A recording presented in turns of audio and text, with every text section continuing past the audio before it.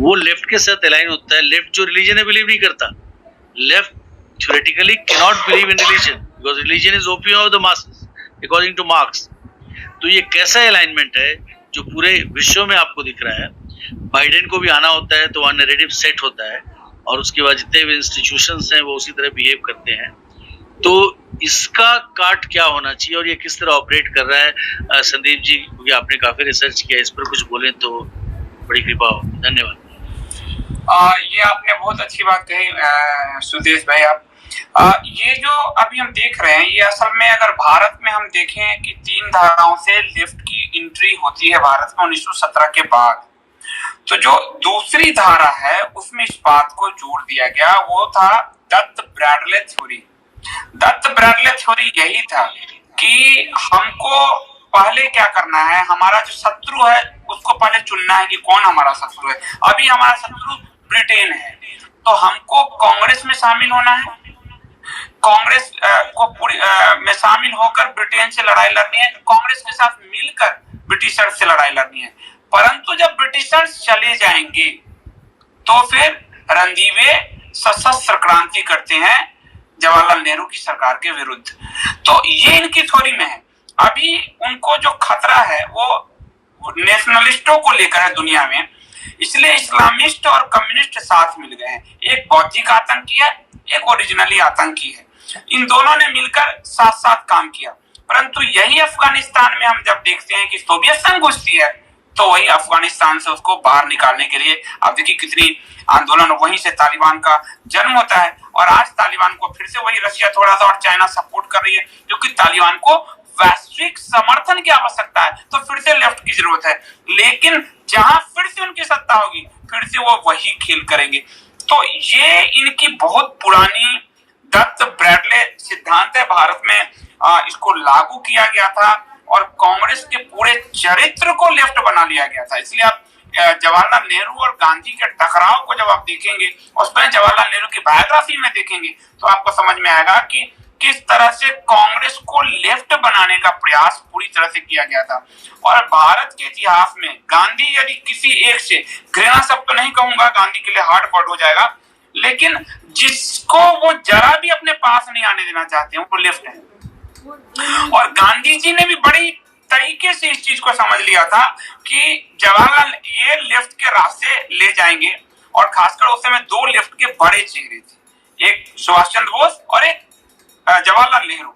सुभाष चंद्र बोस थोड़ा नेशनलिस्ट थे। जब वो सेकेंड वर्ल्ड वॉर में वो दूसरी राष्ट्रों के साथ जाते हैं, तो जवाहरलाल नेहरू को लेकर था गांधी के मन में कि इसको हम अपनी तरफ कभी भी ला सकते हैं, जो कहेंगे वो ये करेंगे।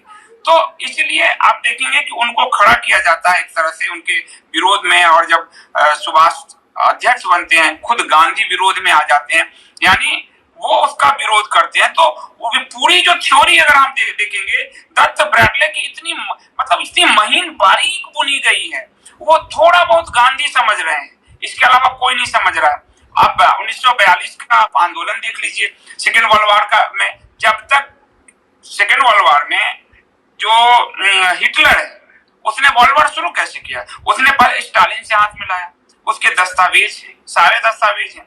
और उसने जब हमला किया तो पूर्वी पोलैंड पर रशिया का, पश्चिमी पोलैंड पे इसका हिटलर का। और तब भारत का लेफ्ट समर्थन कर रहा था हिटलर का। भारत का लेफ्ट जैसे आज इस्लामिस्ट का वो समर्थन कर रहा है, जो आप देखेंगे। लेकिन ज्यों ही हिटलर ने रशिया पर अटैक कर किया, वहीं से वो फासिस्ट हो गया, वहीं से वो तानाशाही हो गया, वहां से वो। तो ये स्वरूप आएगा। इनका सबसे बड़ा जो खतरा है इनके लिए, वो वर्तमान में खतरा मैक्स मुलर के लिए कहूं तो लहलहाती खेती, वो भारत सबके लिए खतरा है। भारत के चरित्र को ये नहीं बदल पाए। आज भी हमारे विवाह हो रहे हैं ऋग्वेद के उसी सूत्र से, उसी सूक्त से हो रहे हैं विवाह, यानी उस कंटिन्यूटी को मानव सभ्यता में 53-54 सभ्यता में से एक सभ्यता उस कंटिन्यू कर रहा है। चाइना में भी अब नहीं रह गया है, वो सभ्यता नष्ट हो चुकी है माओ की क्रांति के बाद। सिर्फ एक सभ्यता है जिसकी कंटिन्यूटी लगातार है। वो लेफ्ट को भी हिला रहा है और वो इस्लामिस्ट को भी हिला रहा है और वो मसीही को भी हिला रहा है, जहां वो इतना शासन करके गए हैं। इसलिए भारत के विरुद्ध, जो मैं पंचमक्कार कह रहा हूं, भारत के विरुद्ध ये सारी शक्तियां एक है। भारत के विरुद्ध आप पूरे नॉर्थ ईस्ट का चरित्र आप देखिए कि ये पूरा ईसाइयत जो है बदलता चला जा रहा है, साउथ में बदलता, ये हमारे पंजाब में वो बदलता चला जा रहा है उसको। लेकिन आप देखेंगे कि शोर कहीं नहीं होगा। लेकिन ईसाइयत कब बिलबिलाया?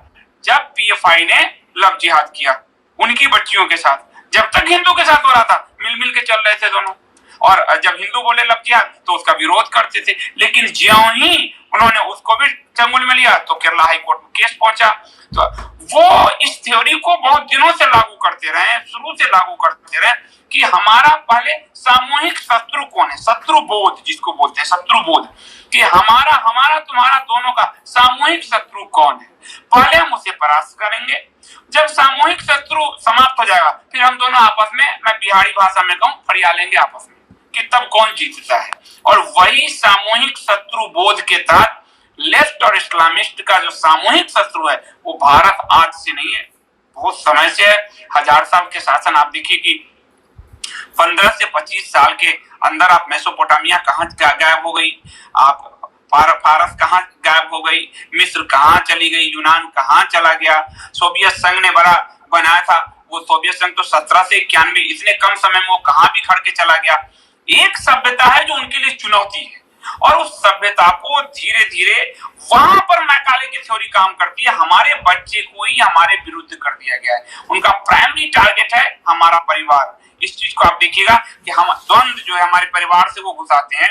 और आप देखिएगा फेमिनिज्म का आंदोलन, स्वतंत्रता का उनका बच्चों का आंदोलन, एक समय हमारे बच्चे वैज्ञानिक, डॉक्टर, इंजीनियर बनने के लिए, आज कॉल सेंटर के लिए उन्होंने एक ऐसी मेंटलिटी तैयार की, कंप्यूटर वर्ल्ड के लिए। तो उन्होंने उस टारगेट को किया कि हम ऐसे इनको नहीं हरा सकते, इनको हराने के लिए हमको अंदर से काम करना होगा। तो हमारी बेटियां टारगेट हो जाती है, हमारे बेटे टारगेट हो जाते हैं सीधी सीधी, क्योंकि और हमने जो आज की पीढ़ी है या हमारे माँ बाप हैं, उन्होंने उस सभ्यता को नहीं समझा। इतनी प्राचीन सभ्यता है, रिश्ते रिश्ते टूटते टूटते नष्ट होते होते तो समय लगेगा।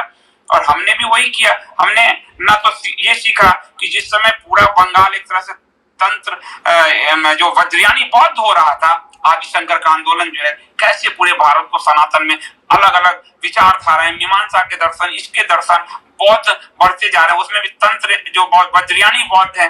तो आदिशंकर का आध्यात्मिक आंदोलन भारत को बचा ले जाता है। फिर उसके बाद हम देखते हैं कि जब इस्लामिस्टों का जो सूफी स्वरूप है, जो चमत्कार दिखता है, चमत्कार है, और उसको चमत्कार को नमस्कार, लोग उसकी तरफ डाइवर्ट होते चले जाते हैं। तो गोरख का आंदोलन शुरू हो जाता है, गोरक्षनाथ का आंदोलन शुरू होता है, और उस हठयोग में सबको वो पचा लेते हैं। मुस्लिम भी भगवा में गुदरिया संत होकर घूमते थे। और उसके बाद जब हम मध्यकाल में देखते हैं कि जब हमारे सामने पूरा इस्लामिस्ट वर्ल्ड का खतरा है, मुगल का शासन चल रहा है, तुर्कों का शासन चल रहा है, लोधी वंश है, तो कोई रविदास खड़े होते हैं, तो मुगल है, कोई तुलसीदास खड़े होते हैं, कोई सूरदास खड़े होते हैं, रामानंद खड़े होते हैं, रामानुजाचार्य खड़े होते हैं, कबीर खड़े होते हैं, मीरा खड़े होते हैं। मतलब वो आंदोलन खड़ा होता है और भारत को बचा लेता है। और जब फिर हम आधुनिक काल में आते हैं तो हम देखते हैं कोई स्वामी दयानंद खड़े होते हैं, कोई रामकृष्ण परमहंस खड़े होते हैं, कोई विवेकानंद खड़े होते हैं, कोई महर्षि अरविंद खड़े होते हैं। भारत जब जब संकट से टकराया है तब तक किसी आध्यात्मिक आंदोलन ने भारत को बचाया है, और इस बात को वो समझने लगे थे। इसलिए हमारे यहाँ एक कन्वेंट की पूरी प्रथा शुरू हुई। हमारे अपने साहित्य हमको पढ़ाने में बड़ी दिक्कत होने लगी, हमारे साहित्य हम नहीं पढ़ा पा रहे थे, इसलिए हमारा रामकृष्ण मिशन हिंदू धर्म से अलग होने की बात करने लगा कि हम एक समय हिंदू धर्म से अलग हो जाएंगे। उन्होंने बहुत तरीके से बुना है और उसके इम्पैक्ट अब दिख रहे हैं। मुझे लग रहा है कि 300-400 साल आप और मान लीजिए, ये इनकी योजना 500-1000 साल को लेकर होती है। हमारी योजना 5-10 साल, 5-10 साल, 20 साल लेके चलते हैं। हम यदि 20 साल भी हम नहीं ले सकते, 5-10 साल लेके चलते हैं। 200-300 साल मुझे लग रहा है वो भारत के चरित्र को बदल देंगे, यदि आज की पीढ़ी हमारे फिर से उस सांस्कृतिक आंदोलन के स्वरूप को, उस संस्कृति को नहीं समझ पाई और घर में लाल कपड़े में बंधे हुए ही रामायण महाभारत गीता रह गए, तो आप समझिए कि हम गीता पढ़ने में संकोच करते हैं। और वो आपदा में भी जब आप अस्पताल में एडमिट हैं, वहां आपके टेबल पर बाइबल रखते हैं। वो कम थोड़ी है, वो इतनी समझदार है, इस चीज को वो समझते हैं। तो वो इस कल्चर को डैमेज करने के लिए उनका सामूहिक जो शत्रु बोध है, जो तीनों ये पंचमक्कार में जिनको कहता हूँ, इन पंचमक्कार का जो सामूहिक शत्रु है वो भारत है, भारत की हिंदू सभ्यता है। हिंदू सभ्यता में सब आ जाते हैं। आप देखिएगा कि जैसे मेरा बिहार लीजिए, अभी छठ का पर्व आएगा, मुस्लिम भी छठ करते हैं। और आप झारखंड जाइए, बड़े पैमाने पर धर्मांतरण हुआ है, और शुक्रवार को उसके वो रविवार को उनके फादर आते हैं, तो जल्दी जल्दी महिलाएं सिंदूर धोना शुरू कर देती है। तो कल्चरली जो है हम अभी भी हैं, और उस कल्चरली मूवमेंट जो है, जो शंकर से शुरू होकर और अरविंद तक पहुंचता है, उस कल्चरली मूवमेंट को हमने नहीं समझा। तो ये इस्लामिस्ट, लेफ्टिस्ट, मसीह, मोहम्मद, मार्क्स, मकाले, माओ और मीडिया, ये जो थ्योरी है, ये हमें नष्ट कर देगी। इसमें मुझे शक तो नहीं है कि यदि, और हम बचा सकते हैं अपने परिवार से। हम सरकार के बाद, सरकार उस समाज रूपी समुद्र में सिर्फ एक लोटा पानी है, सरकार कुछ नहीं है।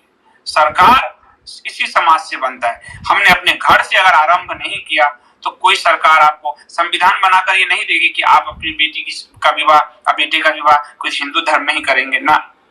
आपको बचपन से वो कल्चर क्रिएट करना, वो अगर द्वंद्व दिखाते हैं, आप अपने परिवार में भी दिखाइए कि ये दो कल्चर है और दूसरे कल्चर से सामंजस्य में कितनी बड़ी दिक्कत है। तुम्हारा जो फ्रीडम है कल के वो बुर्के में तब्दील हो जाएगा। तुम्हारा जो फ्रीडम है, तुम मंदिर जाते हो नहीं जाते हो कोई बात नहीं है, लेकिन तुमको रविवार को चर्च जाना पड़ जाएगा। तुम्हारा जो फ्रीडम है अपने सोचने का, वो आज इस संस्कृति में है, लेकिन जब तुम लेफ्ट होते हो तो तुम राष्ट्र पर सोच नहीं सकते, धर्म पे सोच नहीं सकते, तुम्हारे दायरे संकरे कर दिए जाएंगे। जब तक इस चीज को हम नहीं समझाएंगे और आदि शंकर से अरविंद तक के पूरे आंदोलन को हम अगर नहीं देखेंगे, हमारे लिए खतरा बरकरार रहेगा। धन्यवाद, धन्यवाद संदीप जी। तो हम लोग आई थिंक पीटीआर ऑर्डर में चलते हैं और सभी से सवाल लेते हैं संदीप जी के लिए। उसके पहले मैं सबसे रिक्वेस्ट करूंगा कि आप हमारे क्लब को फॉलो कर लें, डिबेटिंग इंडिया फाउंडेशन को, और संदीप जी को फॉलो करें। संदीप जी काफी समय से क्लब हाउस पे हैं, बट ये इनका पहला रूम है आज। सो आज एक तरह से इनका डेब्यू है क्लब हाउस पे, भले इन्होंने ज्वाइन पहले कर लिया हो। और सभी इनको फॉलो करें ताकि यहाँ पे आते रहें और अपना ज्ञान हमसे शेयर करें। और सुदेश जी को फॉलो कर लीजिए, सुदेश शर्मा जी को, और सभी मॉड्स को फॉलो कर लें, और जो भी स्पीकर आपको आगे अच्छा लगे उनको जरूर फॉलो कीजिए। मुझे डेब्यू कराने के लिए सुदेश भाई और विकास जी का धन्यवाद। धन्यवाद, धन्यवाद, मोस्ट वेलकम, मोस्ट वेलकम। तो आई थिंक सबसे पहले अरुण मिश्रा जी हैं पीटीआर ऑर्डर में। अरुण जी आप हैं यहाँ पे? जी जी जी जी, पूछिए, अपना सवाल पूछिए अरुण जी। संदीप जी, एक तो मैं मेरे को पूछना था, एक मैकाले ने जब यहाँ पर इंडिया आया था उसके बाद उसने पिताजी को एक पत्र लिखा था। मैं मेरे को थोड़ा बहुत रिकॉल कर पा रहा हूँ क्योंकि ये बात एक मंच से नरेंद्र कोहली जी ने बताई थी। तो अगर आपके पास उसकी जानकारी है तो वो दें। वो पत्र जो है अभी फिलहाल मेरे पास तो नहीं है, लेकिन मैकालो की जो पूरी थ्योरी है वो 150 साल का एक टारगेट लेकर चला था, और वो 150 साल हमारे 80 के दशक में पूरे होते हैं। यानी मैकाले की थोड़ी थ्योरी में था कि हमें यानी मन से अंग्रेज बनाना था, हमारे बच्चों को बिल्कुल अंग्रेजी कन्वेंट पढ़े हुए। और उसकी थ्योरी का जो आखिरी पार्ट था कि जिस दिन भारत की महिलाएं बदल गई मानसिक रूप से, उसी दिन भारत का नैतिक चरित्र खत्म हो जाएगा।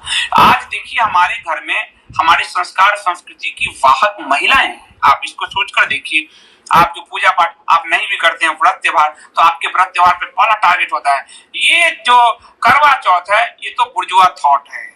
ये करवा चौथ आप देखिए सोशल मीडिया पे शुरू हो जाएगा अभी कुछ दिन पहले, ये क्यों रखती हो? कई महिलाएं अपने फोटो डालेंगे, हम सिंदूर नहीं लगाते हैं, हम ये नहीं करते। ये उस पूरी थ्योरी को, क्योंकि आप देखिए धर्म और आपका कल्चर, हमने तो शर्ट पैंट पहन लिए, टाई लगा लिए, हम ये बिना जाने कि वो टाई क्रॉस का प्रतीक है, हमने पहन लिए। पर हमारी महिलाएं आज भी अगर वो सूट में है, साड़ी में है, आधुनिक ड्रेस में है इवन, तब भी वो एक कल्चर, एक संस्कृति उनके अंदर झलकता है। वो मैकाले की थ्योरी का आखिरी पार्ट था जो 1984-85 के आसपास पूरा होता है कि वहां से अगर भारत की महिलाएं और भारत का परिवार महिलाओं पे केंद्रित है, अगर वो बदल गया, बदलने में हम कामयाब रहे, तो भारत में एक ऐसी नस्ल पैदा हो जाएगी ऐसा कि वो अंग्रेज से ज्यादा बड़ी अंग्रेज होगी। उसकी पूरी थ्योरी बहुत लंबा है, वो भाषण तो उसका है ही, लेकिन उसने बहुत ही तरीके के साथ आज हमारे कन्वेंट के देखिए, हमारे मिलॉर्ड पढ़े हुए हैं, ये तो चलिए चैट रूम है, हमारे मिलॉर्ड पढ़े हुए हैं कन्वेंट से। अब मिलॉर्ड को ये थ्योरी नहीं समझ में आ रही कि परिवार क्या होता है। मिलॉर्ड थ्योरी देते हैं, गे राइट देते हैं, ये गे राइट आप यूनान में जाएंगे, हमारे यहाँ हमने देखी खजुराहो, कोणार्क, इन सब में हमने मूर्तियां बनाई है, तो सुंदरता हमने स्त्रियों में प्रकृति के रूप में देखा, वहां बनाई है। और वहां पुरुषों के, नग्न पुरुषों की यूनान में तस्वीर बनते थे, गे का कल्चर वहां था, वहां पर। फिर हमारे मिलॉर्ड एक और सिद्धांत मतलब फैसला देते हैं कि अगर पत्नी है तो पति कोई और स्त्री घर में ला सकती है, पति है तो पत्नी कोई और पुरुष घर में ला सकता है।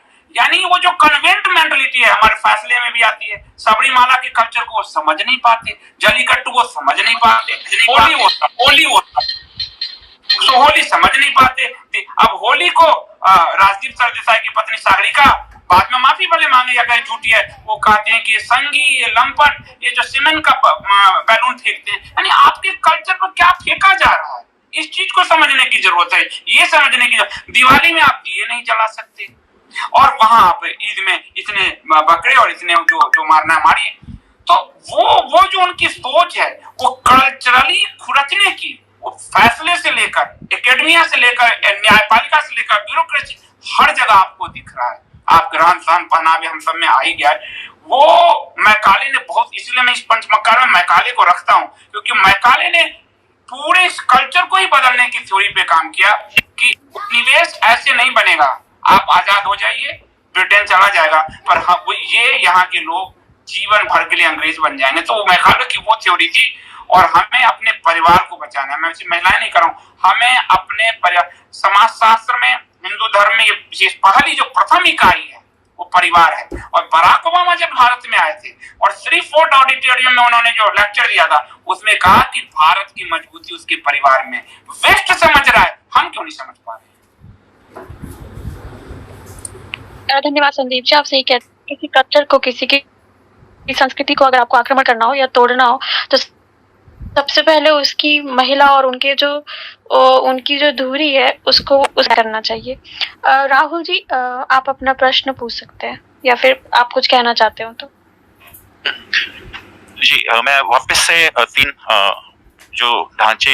तीन बिंदु जो लेफ्ट के ढांचे को थे कि वो एक कॉन्फ्लिक्ट को यूटिलाइज करते हैं सोसाइटी में, फिर जो अधिनायकवाद है, और तीसरा जो मीडिया, एकेडमिया या अवार्ड के जो इनके तरीके होते हैं, उसमें जो अब नेक्स्ट बात आती है कि जैसे कुछ शब्द छोड़ देते हैं स्लोगन्स के तौर पे, जो एग्जैक्टली हमारे जो युवा हैं वो ऑब्वियसली उस पर अट्रैक्ट होते हैं, और कहीं ना कहीं उनका जो माइंडसेट है वो उस वर्ड को एक मूवमेंट टुवर्ड्स समथिंग पॉजिटिव ले लेता है। जैसे हम फ्रीडम की बात कर रहे थे, तो अगर हम कह देते हैं कि फ्रीडम ऑफ स्पीच, तो अगर हम कन्हैया कुमार को सुनते हैं कहते हुए कि फ्रीडम ऑफ स्पीच उस पानी की तरह है, और महात्मा गांधी ने कहा है।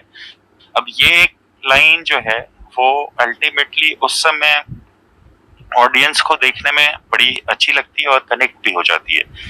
तो हमारा क्या स्वरूप होना चाहिए इन चीज़ों को समझाने का, जो है स्कूल से लेके जो है सोसाइटी से लेके सब कुछ, कि अगर हम फ्रीडम ऑफ स्पीच या फ्रीडम ऑफ एक्सप्रेशन की बात करते हैं तो बात तो छोटी सी है एक लाइन की कि अगर हम इंडिविजुअल और नेशन स्टेट के हिस्से हैं तो फ्रीडम और रिस्पॉन्सिबिलिटी साथ में आएगी। लेकिन इसको जो है कहीं ना कहीं अगर हम दिखाते हैं कि फ्रीडम जो है कर्व होता है तो एक रेजिस्टेंस का भाव पैदा होता है, और जिसमें कि ऐसे लाइंस चल जाते हैं। तो हमारा क्या जो है इसके लिए हम क्या कर सकते हैं और किस ढंग से आगे बढ़ सकते हैं, ये मेरा सवाल हो। ये बहुत ही अच्छा सवाल है, और मुझे लगता है कि ये भी हमारे शिक्षा के बीच का जो ढांचा बनाया गया, खासकर आजादी के बाद, उसमें बहुत स्नेह इसको ध्वस्त करने के लिए। हमको याद है, मेरी पैदाइश 76-77 की है, और नैतिक शास्त्र हमारे यहाँ पढ़ाया जाता था। आप देखिए, वो हमारे अंदर कर्तव्य का बोध जगाता था, और कर्तव्य के बोध के साथ यदि हथियार आए और अधिकार आए तो उस अधिकार की महत्ता है। लेकिन कर्तव्य बोध के बिना अधिकार आए तो वो अधिकार एक नंगी तलवार की तरह है जो कहीं भी चल सकता है। अगर आप शास्त्र को जानते हैं तो वो तलवार आपको एक योद्धा बना देती है, लेकिन अगर आप शास्त्र को नहीं जानते हैं तो वही तलवार आपको कसाई बना देती है। नैतिक शास्त्र को जो है, पंचतंत्र की हमारे बचपन की कहानियां, हितोपदेश की कहानियां कहाँ चली गई आज स्कूलों से? ये कहाँ है? कहीं नहीं है। और इसी इसीलिए जब कन्हैया कुमार कहता है कि हम ये जो हमारे अभिव्यक्ति का अधिकार है, तो कर्तव्य बोध से परिचित नहीं हमारे बच्चे उससे अट्रैक्ट हो जाते हैं, क्योंकि उस कर्तव्य बोध में हमारे उसको पढ़ाया नहीं गया कि, और भारत के संविधान ने भी अधिकार की बड़ी बात की, कर्तव्य को टांग के रख दिया। आप देखिए नीति निर्देशक तत्व जो उसके सिद्धांत है, आज भी अनुच्छेद 44 क्या है कि समान नागरिक शिक्षा कभी लागू होगा जी। यानी संविधान ने, नेहरू जो संविधान सभा थी उन्होंने बड़ी तरीके से कर्तव्य को टांग दिया, अधिकारों की बात संविधान ने भी की। और अनुच्छेद 48, आज इलाहाबाद हाईकोर्ट ने क्या कहा कि गाय को बचाना जरूरी है। ये संविधान निर्माता अनुच्छेद 48 में कह रहे थे कि गाय बछड़ों को बचाना जरूरी है, पर हमारे बच्चे क्या समझ रहे हैं कि क्या हो गया, बीफ खा लिए तो। उनको इतनी समझ नहीं, क्योंकि हमने वो समझ नहीं दी। एक गाय का बीफ 80 लोगों का पेट भरता है, परंतु एक गाय पूरे जीवन में 400 से 450, 500 लोगों के पेट भरती है। ये हम समझा नहीं पाए, ये हमारे नैतिक शास्त्र में था। उस नैतिक शास्त्र को हमने खुरच दिया। सरकार से हम अभी मांग करेंगे तो वो नैतिक शास्त्र तो लागू नहीं करने वाली है। माँ बाप के लिए, और मैं हमेशा नई पीढ़ी से ज्यादा जो वर्तमान पीढ़ी है उसको मैं ज्यादा हमेशा एक समाजशास्त्र के विद्यार्थी के नाते मेरा जोर उन पर ज्यादा होता है कि घर से इसकी शुरुआत होनी चाहिए। पंचतंत्र हितोपदेश, माँ बाप पढ़े तो बच्चों को पढ़ाएं। हमारे यहाँ हमने नानी दादी के कल्चर को नष्ट कर दिया। हमने नानी दादियों को वृद्धाश्रम में धकेल दिया और बच्चों को हमने क्रेच में धकेल दिया। वो जो दूरी था, दोनों का जो पुल था, जो एक कल्चर का निर्माण करता था, उस कल्चर हमने उस पुल को तोड़ दिया पूरी तरह से। वो जब बच्चा स्कूल से आता था तो नानी दादी हाथ में खाना खिलाते हुए महाभारत की, ध्रुव की, प्रहलाद की कहानियां सुनाती थी, और उस प्रहलाद की कहानियां से कर्तव्य बोध उसके अंदर आता था। अधिकारवाद की बात है, पर संविधान जो हमारे यहाँ कहेंगे कि हमने अपने शास्त्रों को ठुकराकर दुनिया भर से उठा के संविधान रचे, उन्होंने भी अधिकारों की बड़ी लंबी लंबी बातें की और कर्तव्य को खूंटे पर टांग दिया कि कर्तव्य तो कभी कोई करेगा, पूरा देखते हैं। और जब संविधान का ये मनोभाव हो तो हमारे बच्चे तो, और हमारी संस्कृति तो, और जब स्कूलों से ही नैतिक शिक्षा गायब हो तो ये स्थिति तो होगी। मेरा ये मानना है और मैं इसको कर रहा हूँ, इसलिए मैं आपको कह रहा हूँ क्योंकि मैं इसके रिजल्ट देख रहा हूँ, मैं कर रहा हूँ। और न सिर्फ अपने बच्चों पे, काफी सारे बच्चों पे जो मेरे मित्र के हैं, साथी के हैं, उन सब पे प्रयोग, बच्चों में एक अलग ही संस्कार दिखता है और वो उनकी उन्नति, उनका विकास भी अलग स्तर का दिखता है, क्योंकि वो उनकी संस्कृति में, उनके सोच में बचपन से घुस जाता है। अब ध्रुव की कहानी और प्रहलाद की कहानियां से पूरा क्या हो सकता है, पर उस प्रहलाद की कहानियां से उसे ये समझ में आ सकता है कि घर में भी अगर पिता का व्यवहार राक्षसी है तो उसके प्रति उसका कर्तव्य बोध कुछ और होगा, और पिता का व्यवहार अगर जो है बहुत सात्विक है तो उसके प्रति उसका व्यवहार कुछ अलग होगा। जी संदीप जी, मेरा क्वेश्चन ये है कि आगे का हमारे जैसे लोग हैं तो वो किस ढांचे को, एक प्रिस्क्राइब ढांचा जो होना चाहिए, पहला तो वो प्रिस्क्राइब ढांचा होना चाहिए, दूसरा जो है वो प्रिस्क्राइब ढांचा हमें कहाँ मिलेगा, तीसरा जो इस प्रिस्क्राइब ढांचे में जैसे हम कहते हैं कि माता पिता को समझना चाहिए, पर माता पिता भी एक एज है, अंडरस्टैंडिंग नहीं है। ये बात को जो है उस अंडरस्टैंडिंग को लाने के लिए जो पॉइंट्स होते हैं, जैसे कि पेट्रोल होता है, गाड़ी हम जाके फ्यूल भरवा लेते हैं, जगह जगह पॉइंट्स होते हैं, तो ये जो पॉइंट्स हैं वो हम कैसे डेवलप कर सकते हैं जहां से कि हम इस तरह के पेट्रोल को भरा सकें और हम अपने में आत्मसात कर सकें, क्योंकि एक लंबी प्रोसेस जो है एक लंबी सपोर्ट सिस्टम के हिसाब से होनी चाहिए। तो मेरा सवाल है कि ये इस ढंग की रूपरेखा कैसे डेवलप करी जा सकती है और क्या करी भी जा सकती है, हम इस बारे में एक्चुअली इतने कंसर्टेड ढंग से इसके पीछे जो है डेवलप करने में लगे हैं या नहीं लगे हैं, इस पे। ये जो आपने ढांचे की बात की, मैं ढांचा ही तो बता रहा था कि हमारा प्राइमरी ढांचा हमारे शास्त्र कहते हैं परिवार है। पहला ढांचा ही, शुरुआत ही वहीं से होता है कि हमारे परिवार से। दूसरा ढांचा हमारा जो कम्युनिटी था, जिसको हम मंदिर कहते थे, वो कम्युनिटी हमने तोड़ दिया। उनके रविवार के चर्च में प्रार्थना होते हैं, वो अवश्य जाते हैं, हमने उस पूरे ढांचे को तोड़ दिया। मंदिर पर सरकारों के कब्जे हो गए, मंदिर में के साथ जो गुरुकुल नहीं संदीप जी, मैं बोल रहा हूँ कि आज जैसे कि मान लीजिए कि मेरे को टेक्नोलॉजी के लिए जाना है, तो मुझे पता है कि ये इंस्टीट्यूशंस जो हैं वो टेक्नोलॉजी देते हैं। मेरे को न्यूज़ के लिए जाना है तो मुझे पता है कि टाइम्स ऑफ इंडिया या कोई भी न्यूज़पेपर हो, दैनिक जागरण हो, तो मुझे यहाँ पे मिलेगा। तो रीजंस तो समझ में आ गई है कि सब कुछ है, लेकिन जो आगे की बात है कि जैसे मान लीजिए कि मुझे अपने भतीजे को कहना है कि आप ये 15 चीजें करो, तो आप अगर कहोगे कि जो है कि ये वेदों की कहानियां पढ़ो, तो वो वेदों की कहानियां स्ट्रक्चर्ड ढंग से अवेलेबल जो है नहीं होती है, ढूंढ के हो जाती हैं। अब कम से कम पहले से तो स्थिति बहुत अच्छी है। लेकिन दूसरी चीज है कि जो एक स्कूल के साथ साथ जो लर्निंग चल रही है, जिसमें इन्वॉल्वमेंट होना है, और बहुत सारे पेरेंट्स जो है वो तो लगे रहते हैं अपने कामों में एग्जैक्टली। तो अब उसका जो जैसे कोचिंग में चले जाते हैं लोग, तो उस हिसाब से एक स्पोर्ट्स हो गया, तो उस हिसाब से एक ऑल्टरनेट जो अध्यात्म की कल्चर है, वो कल्चर फोर्स ढंग से ना हो के, लेकिन एक इनहेरेंट ढंग से, जहाँ की हम एक्चुअली एक सच्चे ढंग से आंसर कर पा रहे हैं। स्ट्रेंथ तो होगा, बिल्कुल है, लेकिन वो स्ट्रेंथ जो है कभी अगर स्टेज पे भिड़ेंगे नहीं एक दूसरे के साथ, तो वो मानस में उतर नहीं पाएगा। मतलब तो वो मानस में उतारने का जो एक हाँ राहुल जी, मैं आप कह रहे हैं कि मैं पेट्रोल कहीं फिल करा लेता हूँ, बिल्कुल संस्कृति फिल कराना नहीं है। मैं आपको वही कह रहा हूँ कि शुरुआत उसकी फैमिली से होगी। आज जो वेस्टर्न में, मुझे काफी सारे लोग जो सुनते हैं मुझे अपने चैनल पे, वेस्टर्न में आप देखेंगे, अमेरिका ब्रिटेन में जो हमारे लोग के रहते हैं, वो रविवार को मंदिर जाते हैं, और वो रविवार को मंदिर जाते हैं। राधा स्वामी, ये जो नारायण स्वामी मंदिर है अक्षरधाम का, या इस्कॉन मंदिर है, वहां वो फील कराते हैं। अगर आपकी भाषा में कहूँ तो वो वहां फील कराते हैं। वही मैं कह रहा हूँ कि कम्युनिटी बिल्डिंग में हमारा मंदिर कम्युनिटी था, वो सिर्फ पूजा अर्चना नहीं था, वहाँ कल्चर सिखाया जाता था। और इसीलिए हमसे ज्यादा अपनी संस्कृति की समझ जो अमेरिका में हिंदू हैं, जो ब्रिटेन में हैं, जो, क्योंकि उनको सर्वाइवल का सवाल आ गया है। और मैं उनसे जब लगातार बात करता हूँ, वो वहाँ के मंदिर, नारायण स्वामी मंदिर बहुत अच्छा काम कर रहा है। आपके आसपास कहीं है, आप नारायण स्वामी मंदिर जाइए, फील कराइए अपने उसको। आप अगर इस्कॉन जा सकते हैं, आप इस्कॉन जाइए, अभी भी वहाँ आपको वहाँ गीता, इस्कॉन के कोर्स हैं बकायदा, गीता का बचपन से लेकर और जो छोटे बच्चों से लेकर बड़े तक के लिए बकायदा कोर्स डिजाइन किया गया है। वहां आपको जाना पड़ेगा, उसको करना पड़ेगा। ये है कि कर रहे हैं लोग, पर हमें नॉलेज नहीं है। नारायण स्वामी मंदिर बहुत अच्छा काम कर रहा है। तो वो मैं कह रहा हूँ कि भारत में जो कम्युनिटी थी, वो मंदिर क्या था, वो कम्युनिटी था।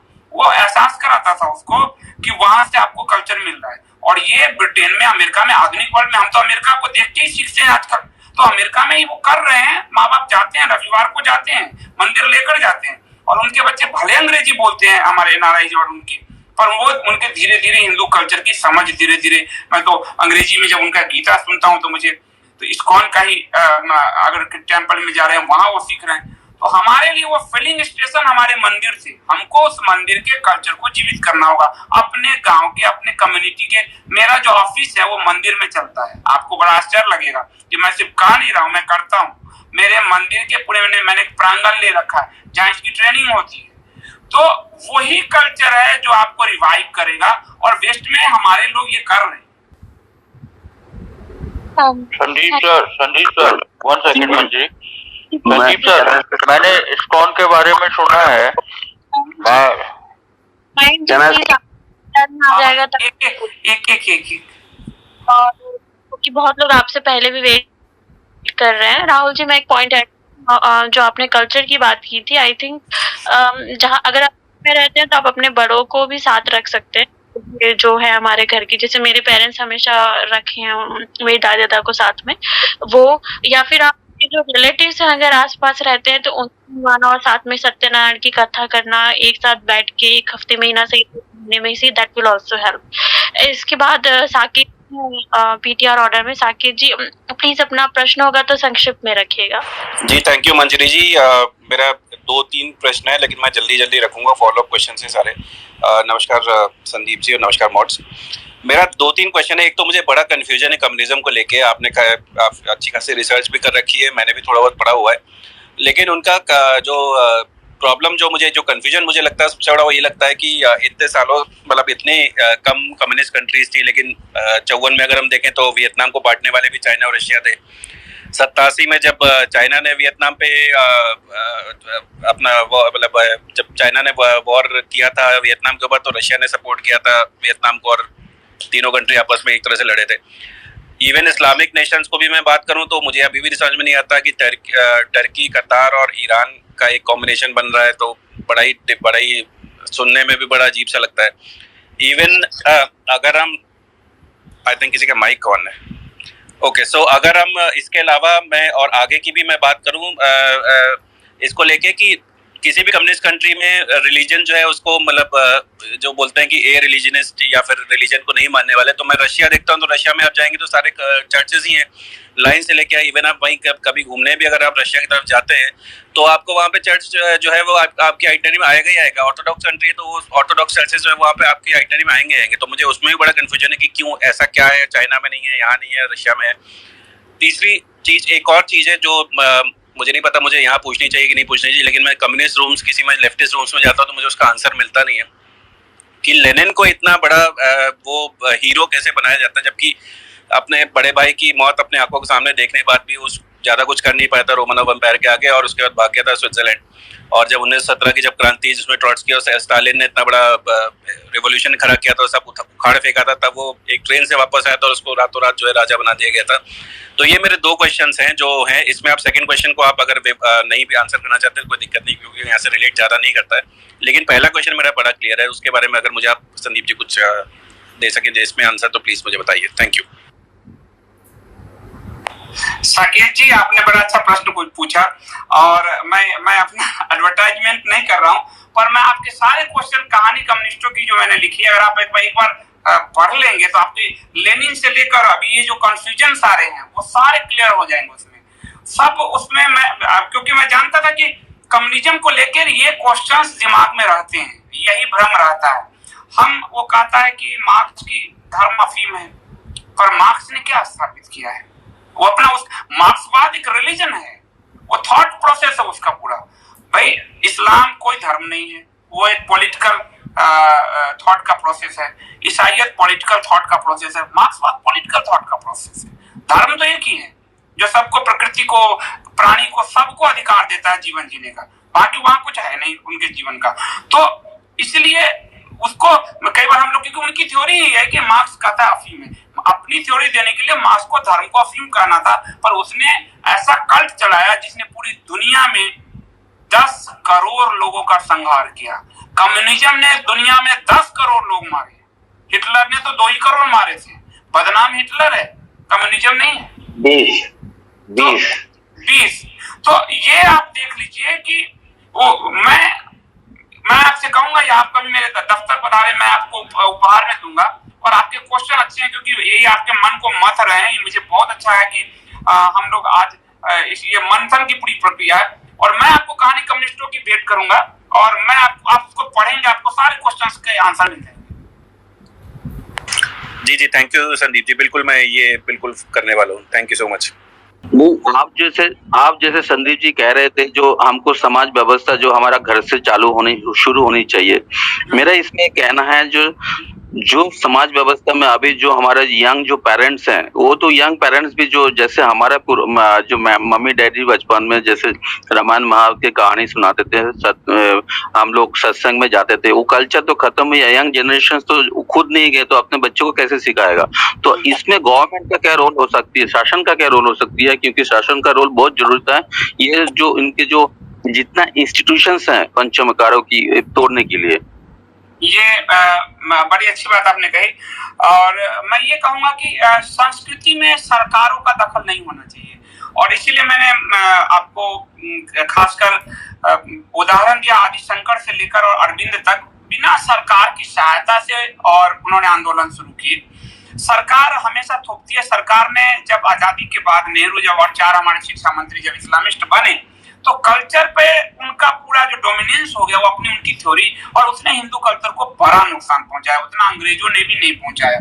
तो कल्चर पर मेरा मानना है कि जैसे आपने कहा कि आज की पीढ़ी नहीं पढ़ पाएगी, आपकी बिल्कुल सही है, लेकिन आज की पीढ़ी ये जो हम जैसे अभी क्लब हाउस कर रहे हैं, हम किसी दिन कथा को लेकर क्लब हाउस कर सकते हैं, हम किसी दिन रामायण की कहानियां के अलग अलग पार्ट को लेकर कर सकते हैं, हम ऑडियो बुक्स पे जा सकते हैं। चलते हुए मुझे कैलिफोर्निया से फोन आया था कि मैं आपको जो सुनती हूँ, लेडीज थी, मैं गाड़ी चलाती हूँ तब सुनती हूँ। एक और फोन आया था जो मैं डस्टिंग करती हूँ तब सुनती हूँ। ऑडियो का बहुत अच्छा है कि हम उस कहानियों को सुन सकते हैं। उसको पुश करने की जरूरत है। और समाज का जहां धक्का लगेगा सरकार कर लेगी। सरकार वर्तमान में भी मैं कहूं वो उस कम्युनिस्ट ढांचे को तोड़ नहीं पाएगी, और उनके इंतजार में हम ऑलरेडी 70-74 साल लेट कर चुके। हमारी सरकार आई और एक नेशनलिस्ट सरकार आई, पर 7 साल लग गए उनको एक कोर्स बदलने में। आप समझ रहे हैं, गर्भ में बच्चा आने से लेकर स्कूल जाने की यात्रा कर लेगा तब एक कोर्स बदल पाया है। हम ऑलरेडी बहुत लेट हो चुके हैं। ये समाज की जिम्मेदारी है, आदि शंकर की जिम्मेदारी है।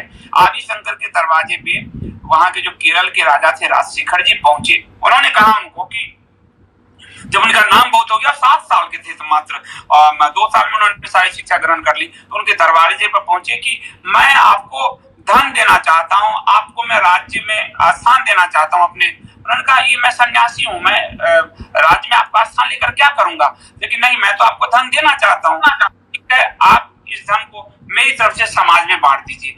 लेकिन यदि आदि शंकर बैठ जाते वहां तो वो रसकान हो सकते थे, वो तुलसीदास वाला काम नहीं कर सकते थे। जो रामचरितमानस की चौपाई आपको आज भी याद होगी, रसकान जो अकबर के दरबार में बैठा था उसका कोई सलूक याद नहीं होगा। मैं समाज की भूमिका हमेशा से ज्यादा मानता हूँ और मैं इसको अपने आप अप्लाई करता हूँ। मेरा सीधा सीधा मानना है कि हम आज की टेक्नोलॉजी का उपयोग करें। हम क्यों ना एक क्लब हाउस हम अलग अलग कहानियों के लिए करें। हम दादी नानी की भूमिका अख्तियार कर सकते हैं, जो लोग हम बुजुर्ग हो गए हैं, बड़े हैं और हमारे पास समय है तो हम कर सकते हैं। ये हमें अपने कंधे पे जो 70 साल का जो जुआ है वो अपने कंधे पे हमें रखना पड़ेगा। संदीप जी, मेरा एक सवाल है आपसे कि वेट कर लेना, बहुत लोग आपसे पहले वेट कर रहे हैं। एंड प्लीज मैं फिर से निवेदन कर रही हूँ, कोई प्लीज अपनी पीटीआर ऑर्डर का वेट कर लें, बीच में ना पूछे, और लोग भी आपसे पहले वेट कर रहे हैं। आनंद जी प्लीज अपना प्रश्न पूछ लीजिए। Thank you very much. Hello Vikas भाई, हेलो अमरेंद्र जी, सुदेश जी।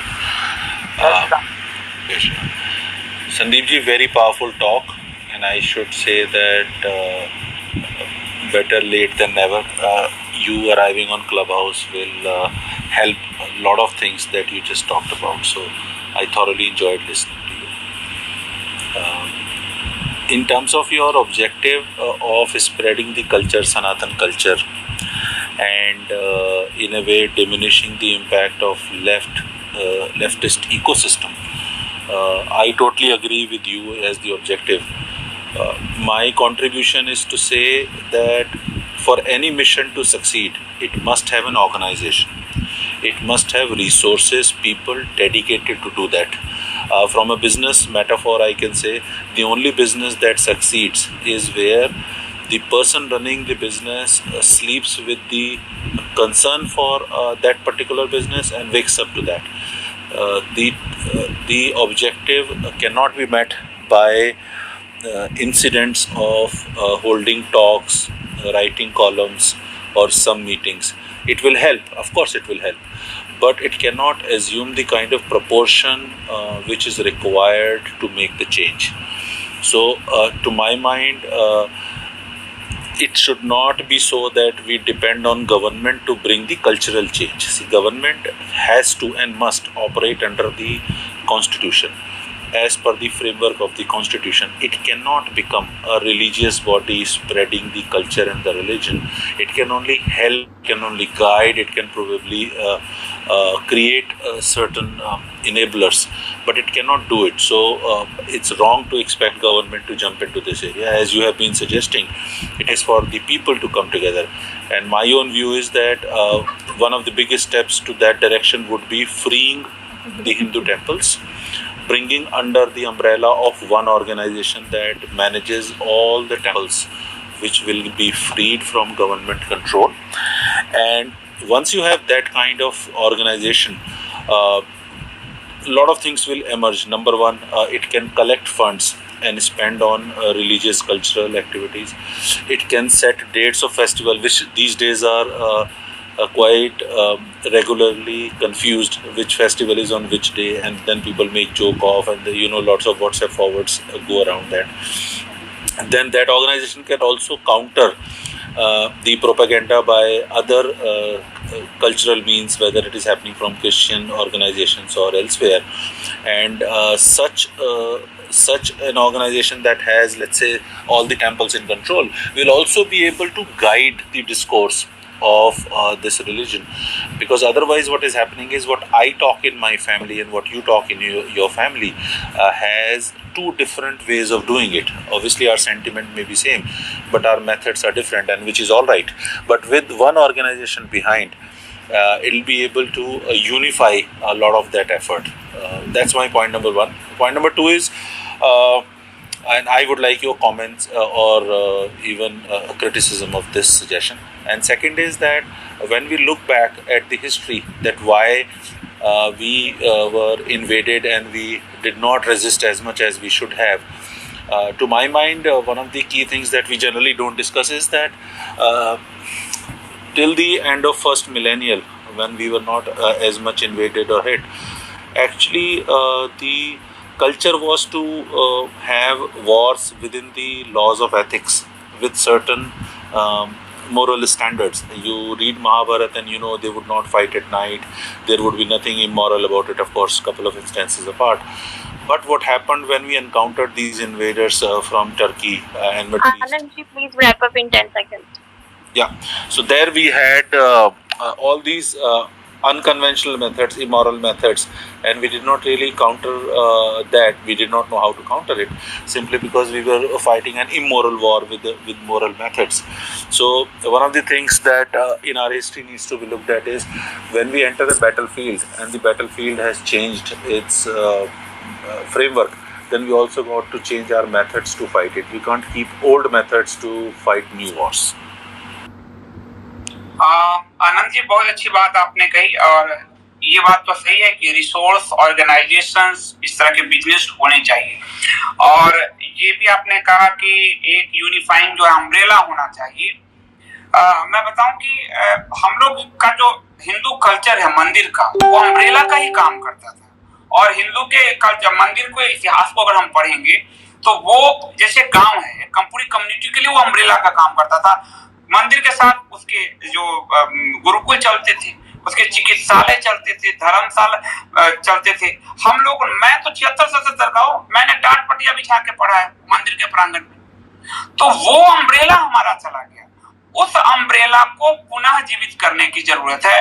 सरकारों से एक बात तो है कि सबसे बड़ी बात कि मंदिर हमारे मुक्त करेगी। दूसरा चीज में आपने कहा कि एक अम्ब्रेला में एक यूनिफाई मंदिर का कल्चर हो, वो नहीं संभव हो सकता। एक ये आदिशंकर ने भी इसको कहा कि एक सांस्कृतिक धारा हमारी एक है, आध्यात्मिक धारा हमारी एक है, परंतु डिफरेंसेस है। तो वो दक्षिण का कोई मंदिर उत्तर की संस्कृति को नहीं समझ पाएगा और नॉर्थ ईस्ट का पश्चिम को नहीं समझ पाएगा। तो अपने अपने कम्युनिटी लेवल पर मंदिर इसको कर सकते हैं, और यही भारत का एक जो है उसकी विविधता में। और सबसे बड़ी बात थी कि ब्रिटेन आए, मुगल आए, तुर्क आए, वो भारत की इकोनॉमी बदल नहीं पाए, वो भारत के गांव नहीं बदल पाए, क्योंकि वो स्वतंत्र थे, वो राजा से जुड़े होकर भी स्वतंत्र थे, और इसीलिए उनको इसको बदलने में बड़ा समय लग गया बहुत, और बदल नहीं पाए। तो हमारे गांव के, कम्युनिटी के, ब्लॉक के, फिर हमारे जिला के, इस लेवल पर यदि अगर हम अम्ब्रेला का निर्माण करेंगे और हमारे मंदिरों के साथ अपने आप को अटैच करेंगे, तो वो हमारी एक सफल मॉडल हो सकती है। इसके लिए निश्चित तौर पे जैसे उन लोगों का होता है एक ज़कात देते, हमारे यहाँ एक धर्मांश का अंश होना चाहिए कि हम जो कमाते हैं उसका 10% हम अपने धर्म में लगाएं। हम वो धर्म में नहीं लगाते। पुराने समय में जो गुरु हमारे जो शिक्षा देते थे, गुरु दक्षिणा क्या था? शिक्षा मुफ्त नहीं था। और जब पुराणों में हम पाते हैं कि जब समुद्र मंथन हो रहा था, उसमें जब वशिष्ठ जी, जब कामधेनु गाय निकली, तो भगवान विष्णु ने कहा कि वशिष्ठ जी को दिया जाए कामधेनु गाय, क्योंकि ये समाज को ज्ञान दे रहे हैं, ये इनके परिवार का भरण पोषण किससे होगा?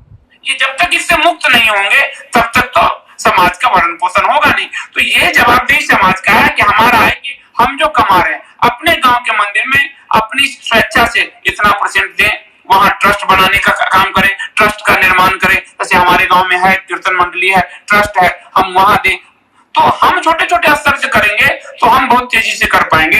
गवर्नमेंट कोई भी हो, देखिए मैं हमारी सरकार हो, कोई भी सरकार हो, वो उसके लिए एक बहुत बड़ा एसेट है ये मंदिर।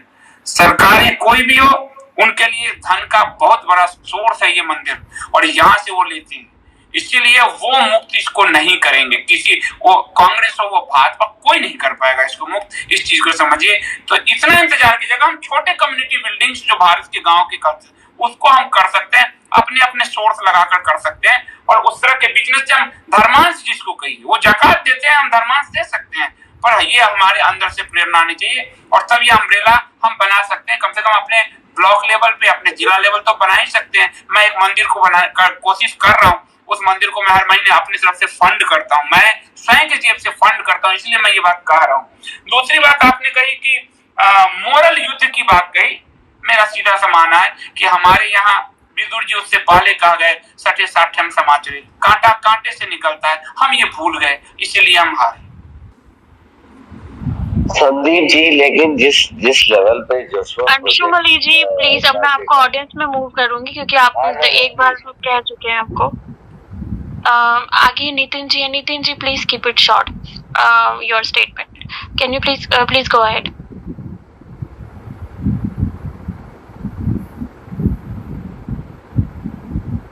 आई थिंक उनका इंटरनेट ग्लिच है, तो अभी वापस आ जाएंगे। Jagan ji you can go ahead. Thank you, धन्यवाद। आई होप मेरी आवाज आ रही है। मेरी आवाज आ रही है? Can somebody clarify? आ रही जी धन्यवाद, thank you. So first of all Vikas, thank you for bringing me and getting me here, thanks so much. Sandeep ji नमस्ते, राम राम। आपके काफी सारे राम राम। सो आपके काफी वीडियोस तो देखते ही हैं एंड पंचमकार जो शब्द है आप ही से सीखा ही है, तो अच्छा लग रहा है आपसे बात करके। तो मेरा एक ऑब्जर्वेशन है और वही ऑब्जर्वेशन मेरा प्रश्न भी है, तो संक्षेप में मैं उसको पूछ लेता हूँ।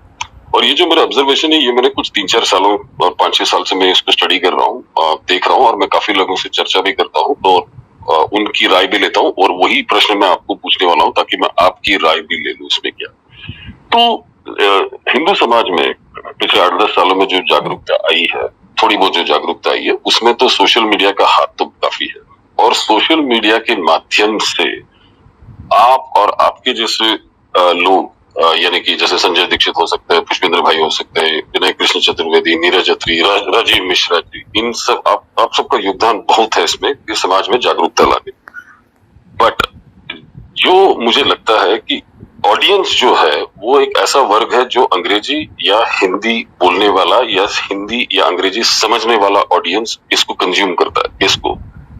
लेकिन यहाँ मुझे जहां तक मेरा नजरिया है, यही मेरा प्रश्न भी है, मुझे इस लेवल का जो जैसे आप लोग बात करते हो तथ्यों के साथ, आधारों के साथ, मुझे रीजनल मीडिया में मुझे नजर नहीं आता। यानी कि मैं उदाहरण के लिए बता रहा हूँ, बंगाली हो सकता है, तमिल हो सकता है, मलयालम हो सकता है, या और मराठी कोई भी हो सकता है।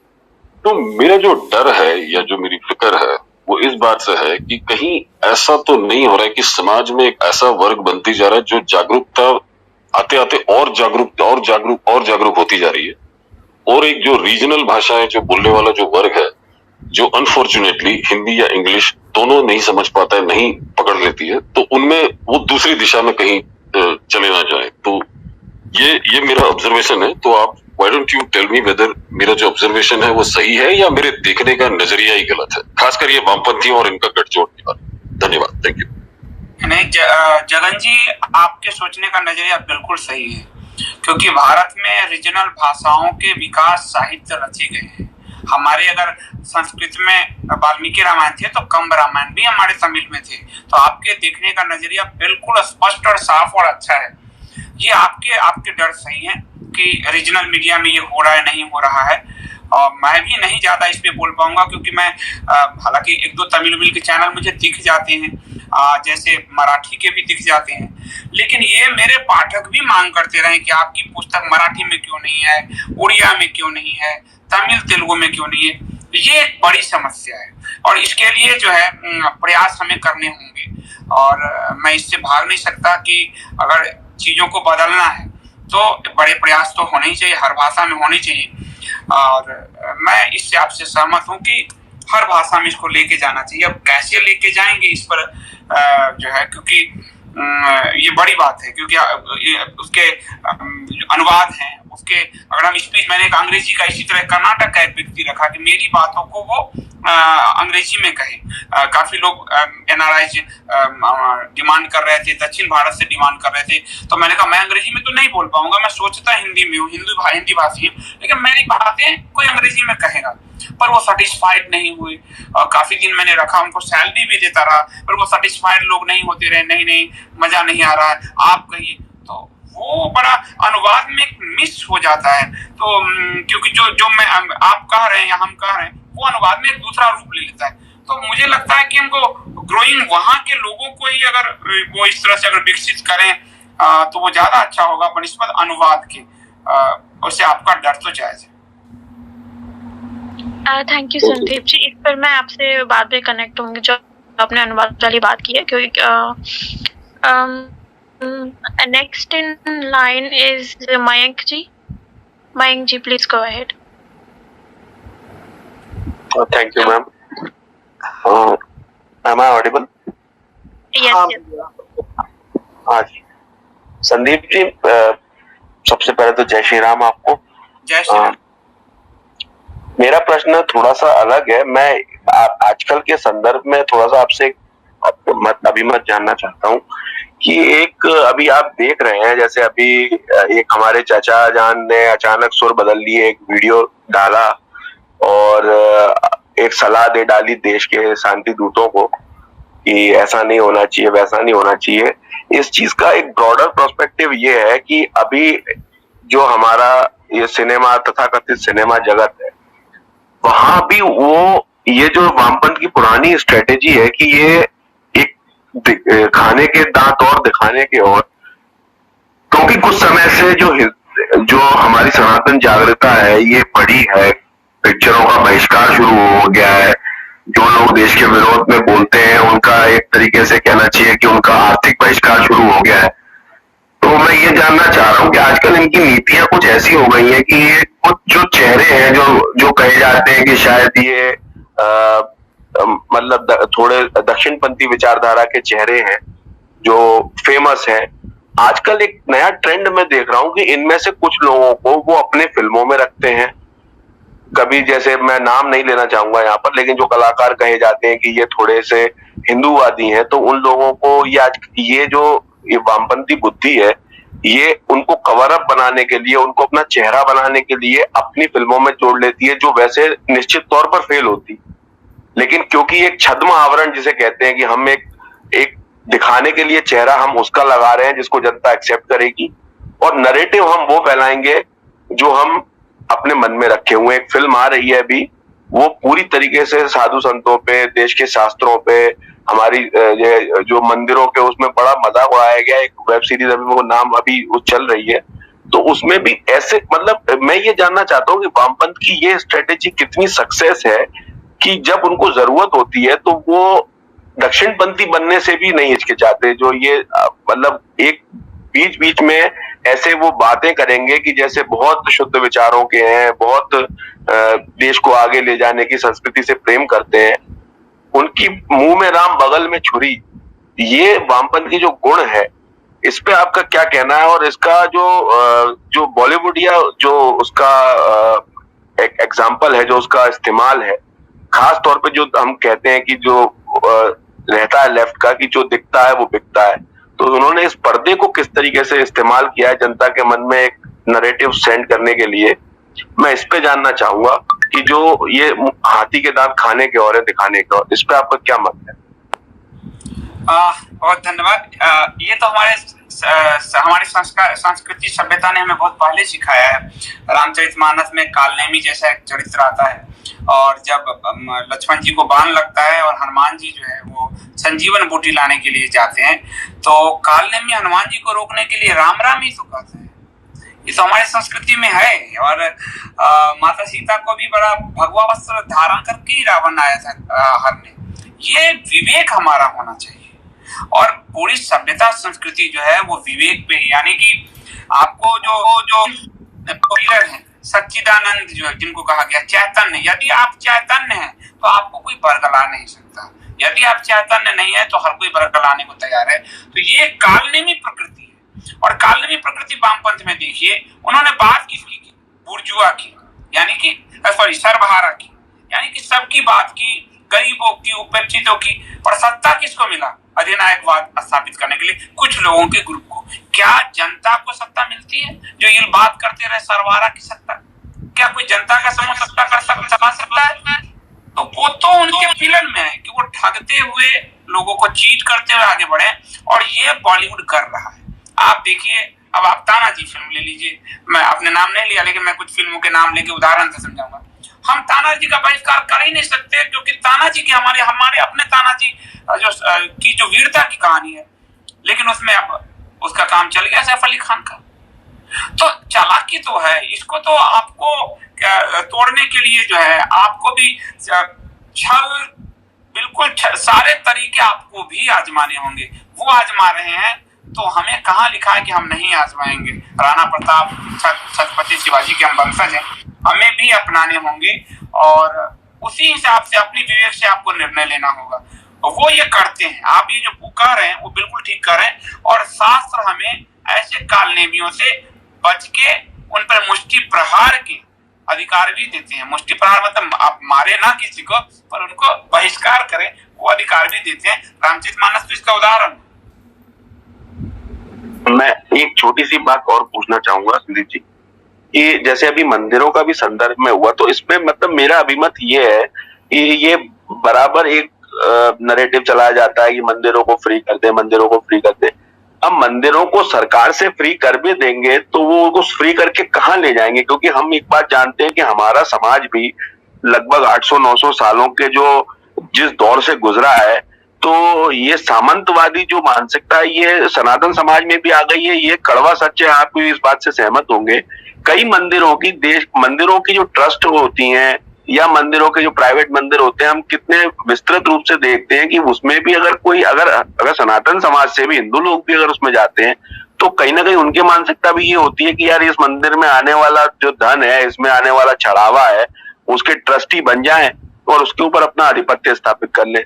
तो मंदिरों को फ्री करके ऐसे बिल्कुल इंडिपेंडेंटली उसकी ट्रस्ट बन जाए, उससे भी मुझे लगता है कि शायद हमारा जो वास्तविक जो धर्मालय जो शब्द है उसका अर्थ तो चरितार्थ हो नहीं रहा है। अब सरकार से भी अगर हम छुड़ा लेंगे तो उसको छुड़ा के ले कहाँ जाएंगे?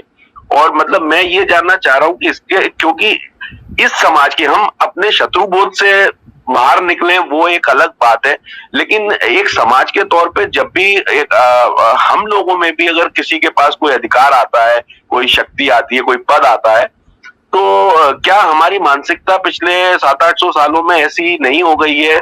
मतलब हमारा एक तरीके से हम कहते भले ही है लेकिन हमारी मानसिकता लेफ्ट ही नहीं है।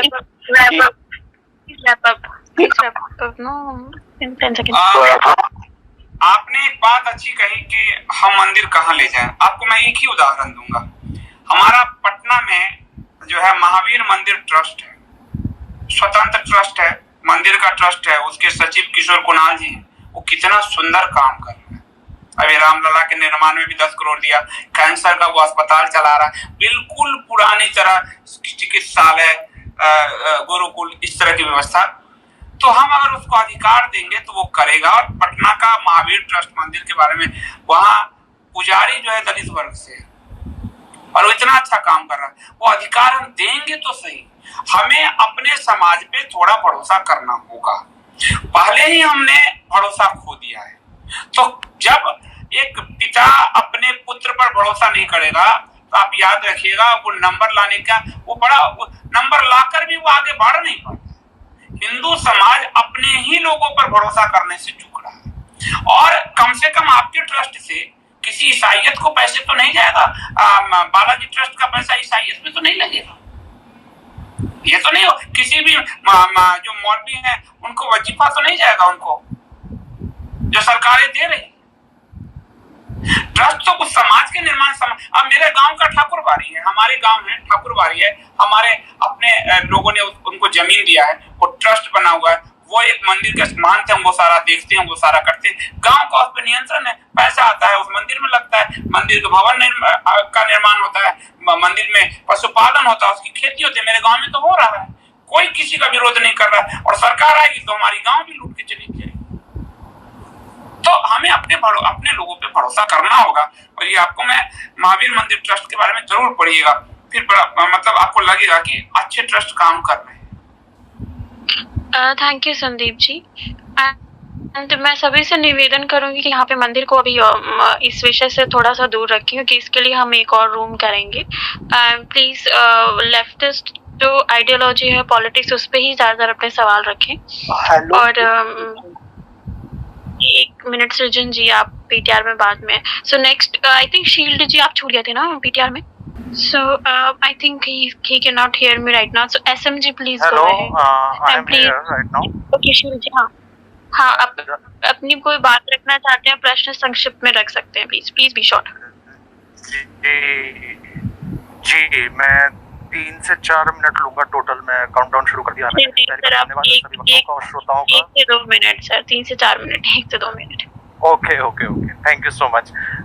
मैं जो है सभी का धन्यवाद करता हूँ।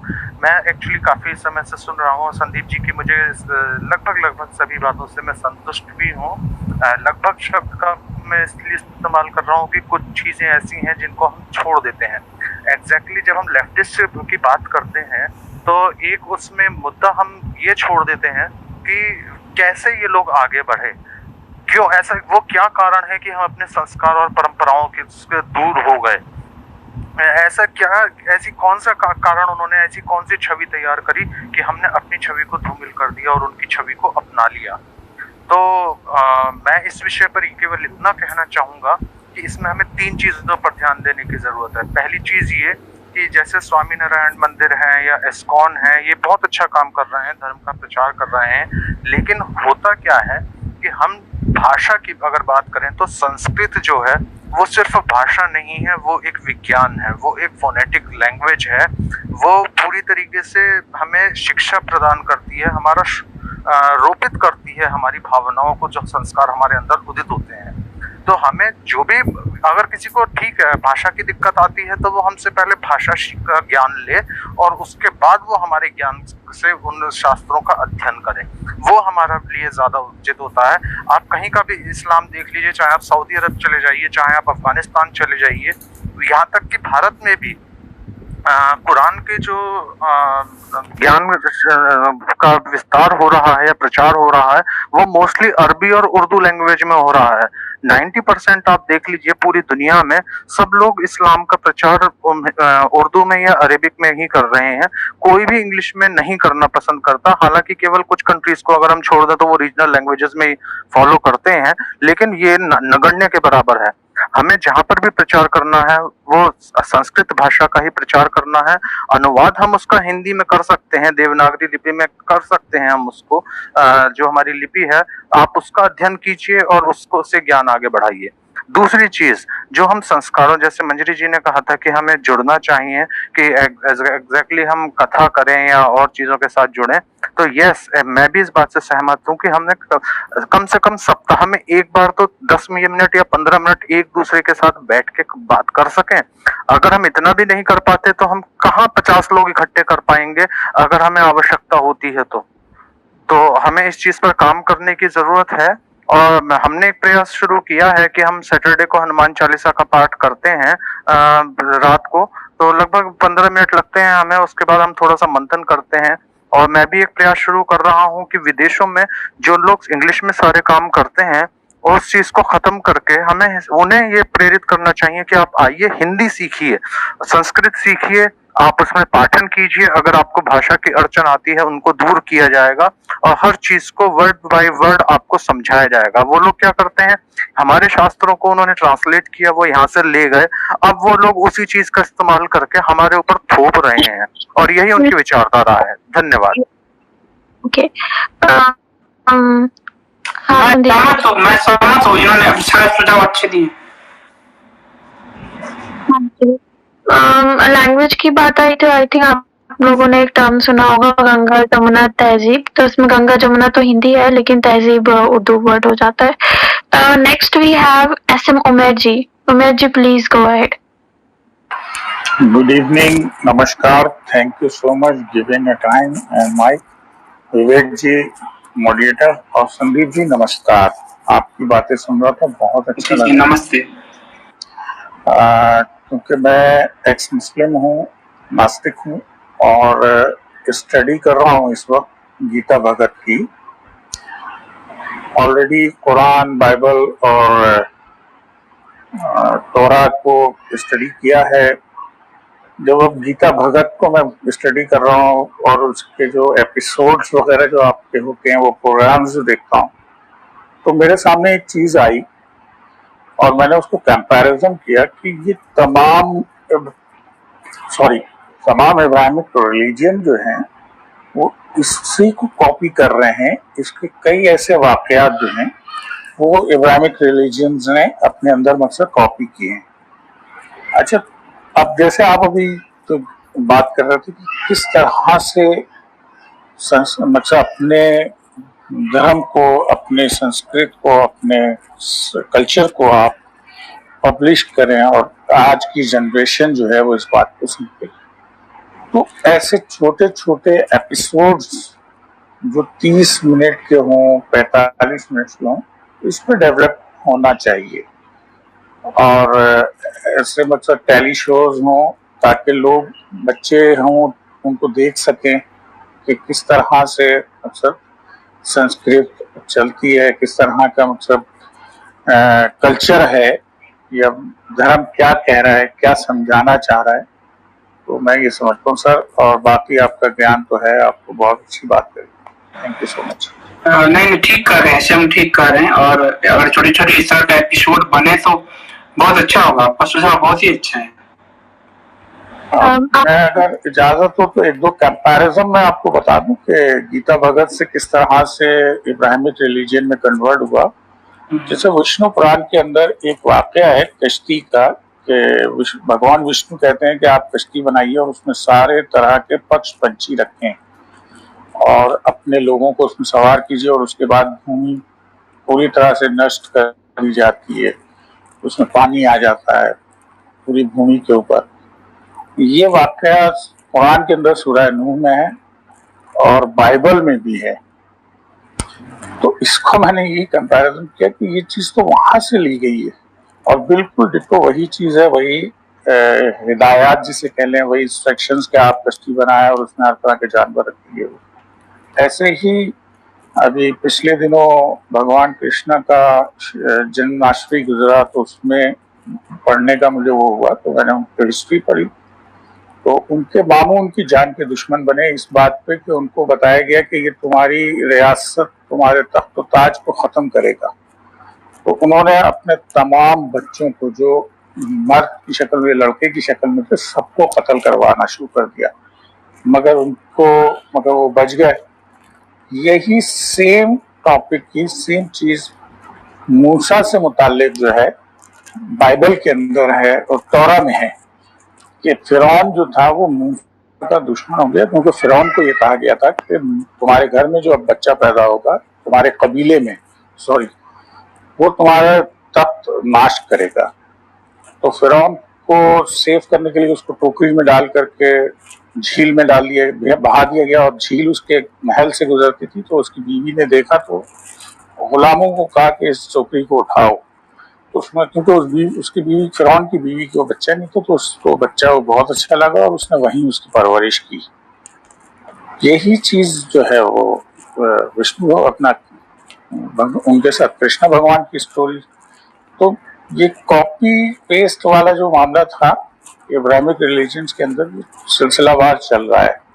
Thank you so much for giving a time. Thank you SM ji. हाँ, संदीप जी आप कुछ कहना चाहते हैं?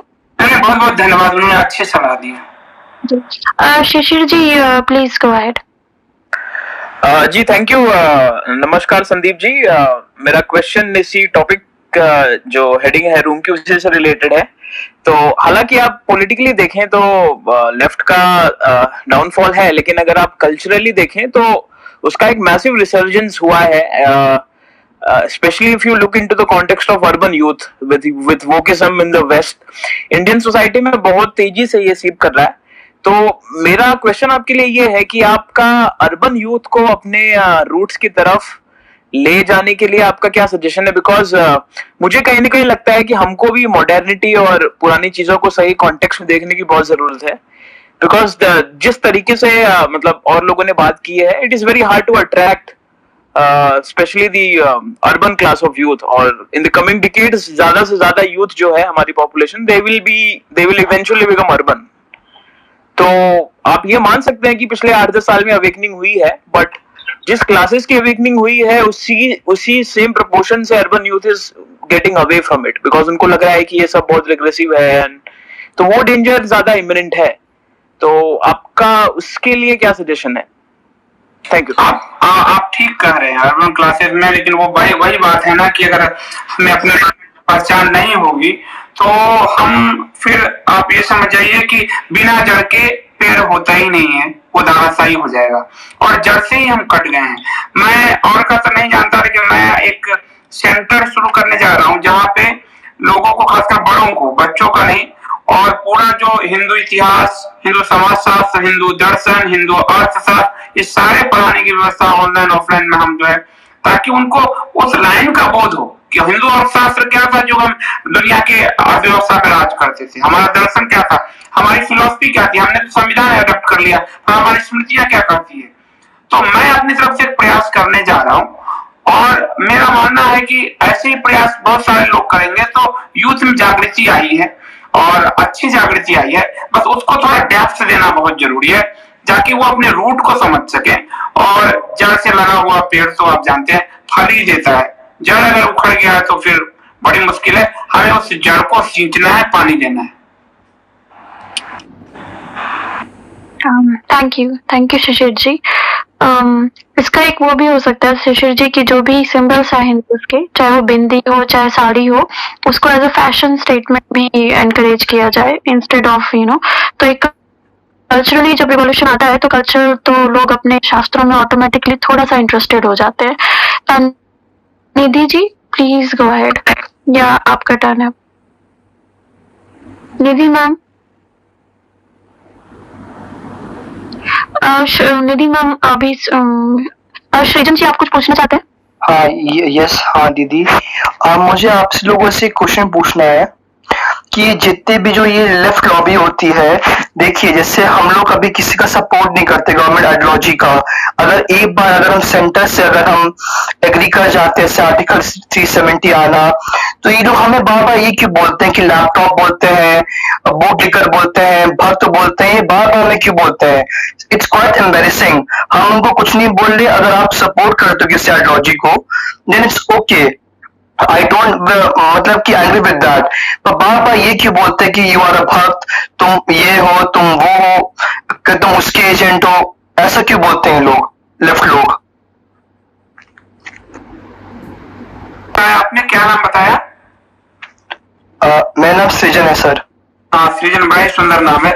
सृजन, मैंने जब शुरू में ये बताया था, जब हम लेफ्ट को समझा रहे थे, उसमें मैंने एक नेम कॉलिंग शब्द का इस्तेमाल किया था कि वो आपके कॉन्फिडेंस को तोड़ने के लिए आपको ये कहेंगे और आप उस पर प्रतिक्रिया दो। वो हमेशा राष्ट्रवादियों को प्रतिक्रियावादी कहते रहे हैं, इसलिए इसको इग्नोर करने की जरूरत है, उनको बोलने दीजिए। और जब आप उनको बोलने देंगे, उनको लगेगा सृजन पे कोई प्रभाव नहीं है, वो टूट जाएंगे। वो आपको तोड़ना चाहते हैं, हमें उनको तोड़ना है, उनको इग्नोर करके।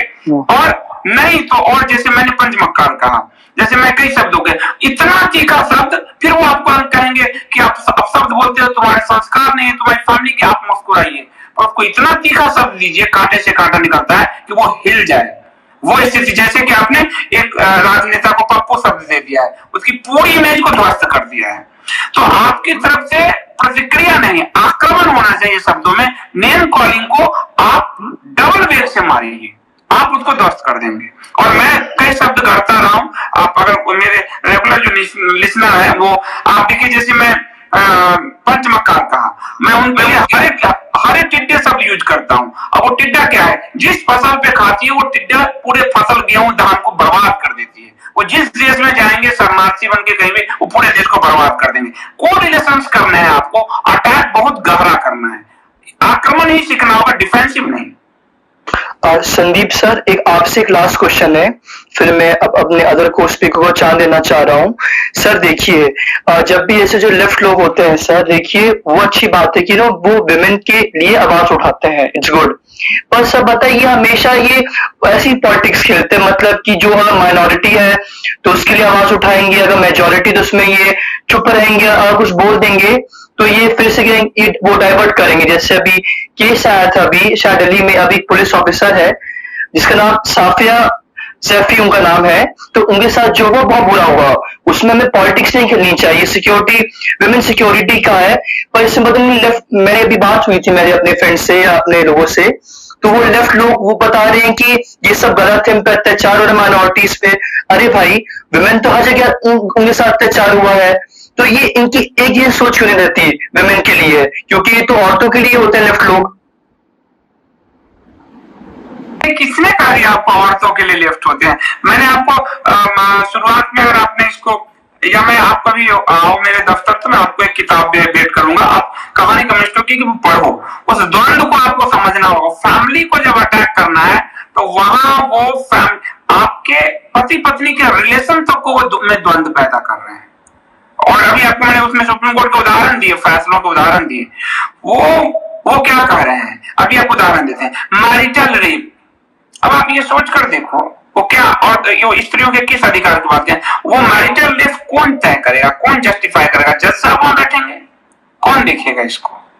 तो पूरे परिवार को विध्वंस करना चाहते हैं, क्योंकि परिवार प्राथमिक इकाई है और भारत में आज भी परिवार के कारण बहुत कुछ बचा हुआ है।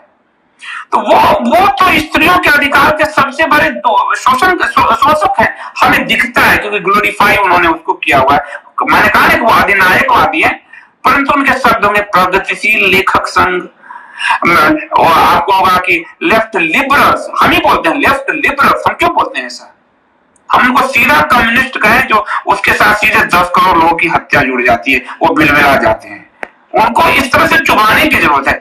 बिल्कुल, मतलब आप ये मत सोचो कि उनके साथ बहुत प्रेम के साथ रहना, वो आपकी गला काटेंगे। उनकी थोड़ी साफ है, वो रक्त से सनी क्रांति करने वाले लोग हैं। वो हिंदू धर्म से को बहुत घृणा से देखते हैं, क्योंकि हिंदू धर्म इस देश में वो सफल नहीं हो पाए हैं, न इस्लामिस्ट सफल हो पाए, न चर्च सफल हो पाए, न लेफ्ट सफल हो पाया है। तो उसके लिए ये एक ऐसा कुआं, अंधा कुआं जिसको आप कहिए, कि आप कहिए उनके लिए अफगानिस्तान है, जहां ब्रिटेन भी हारा, अमेरिका भी हारा, रशिया भी हारा।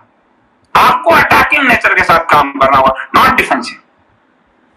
Okay sir, thank you sir, मेरे डाउट्स क्लियर करने के लिए thank you so much. Thank you Sandeep ji. आगे हमारे साथ है अंकुर जी। अंकुर जी प्लीज अपना प्रश्न पूछ लीजिए। जी संदीप जी प्रणाम। मैं अपना प्रश्न पूछता हूँ। मैं 2 चीज पूछना चाहता हूँ। मैं देखता हूँ कि लड़कियों का लेफ्ट की तरफ झुकाव ज्यादा रहता है, क्यों?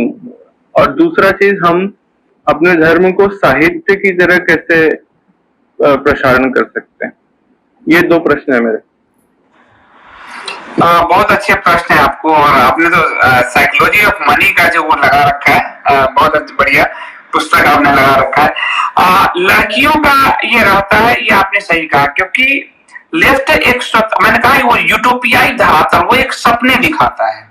वो सरमाला को दिखाएगा कि मैंने तुम्हारे राज्य कायम करने हैं, वो स्त्रियों को दिखाएगा कि तुम्हें पूर्ण स्वतंत्रता दिलानी है, जैसे कि वो स्वतंत्रता में जीती हूँ। और वो इस तरह के प्रतिमान करता है जिससे हम, और चूंकि हमारे धरातल थोड़े कमजोर हैं, क्योंकि हमने बचपन से घर में पढ़ाया नहीं, तो जब धरातल नहीं होंगे तो उसको फिर वहां पर खाली जमीन पे किसी पौधे को लगाना बड़ा आसान है, तो उसको उखाड़ के कहीं ले जाना, उसमें सूखने की संभावना भी रहती है। तो उखाड़ना, क्योंकि हमने वो धरातल दिए नहीं है, तो उनको उसको बीज को रोपने में बड़ा आसान हो जाता है, क्योंकि युवा का उम्र होता है 18-20 साल का, उसमें स्वच्छंदता सबको अच्छी लगती है, किसी को बुरी नहीं लगती। और वो स्वच्छंदता को प्रमोट करते हैं कि तुम सिगरेट क्यों नहीं पी सकती, नहीं ये तो हमारे यहाँ लड़कियां नहीं पीते। ये बुर्जुआ थिंकिंग है, वो कहेंगे, वो ये नहीं बताएंगे कि सिगरेट का हेल्थ पर असर क्या होता है। तुम शराब क्यों नहीं पी सकते, ये बुर्जुआ थिंकिंग है। आप मतलब लंबे बाल क्यों रखते हो, आप बिंदी क्यों लगाते हो, ये बुर्जुआ थिंकिंग है। उनके अंदर इतना कुंठा बोध ला देते हैं कि वो आधुनिक बनने के चक्कर में इस पूरे दायरे को पार कर जाते हैं। मैंने कहा कि उनके अटैकिंग नेचर साइकोलॉजिकल होते हैं बहुत, वो हम नहीं, हमारे यहाँ थे ये, लेकिन हम वो नहीं सीख पाए हैं। दूसरा, आपने कहा कि साहित्य के रूप में आपने शास्त्र को कैसे पहुंचा, बहुत अच्छी बात है। मैंने एक केवल पुस्तकों के लिए ई कॉमर्स में मैं एक चलाता हूँ, कपोत.in।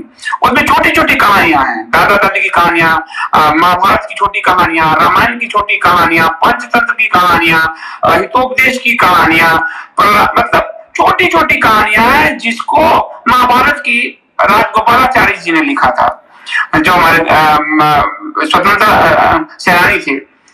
वो महाभारत की इतनी पतली में महाभारत की कहानियां, दशरथ नंदन राम इतनी पतली सी लिखा उन्होंने, दशरथ नंदन राम, वो सब मैं अपनी तरफ से उपलब्ध करा रहा हूँ।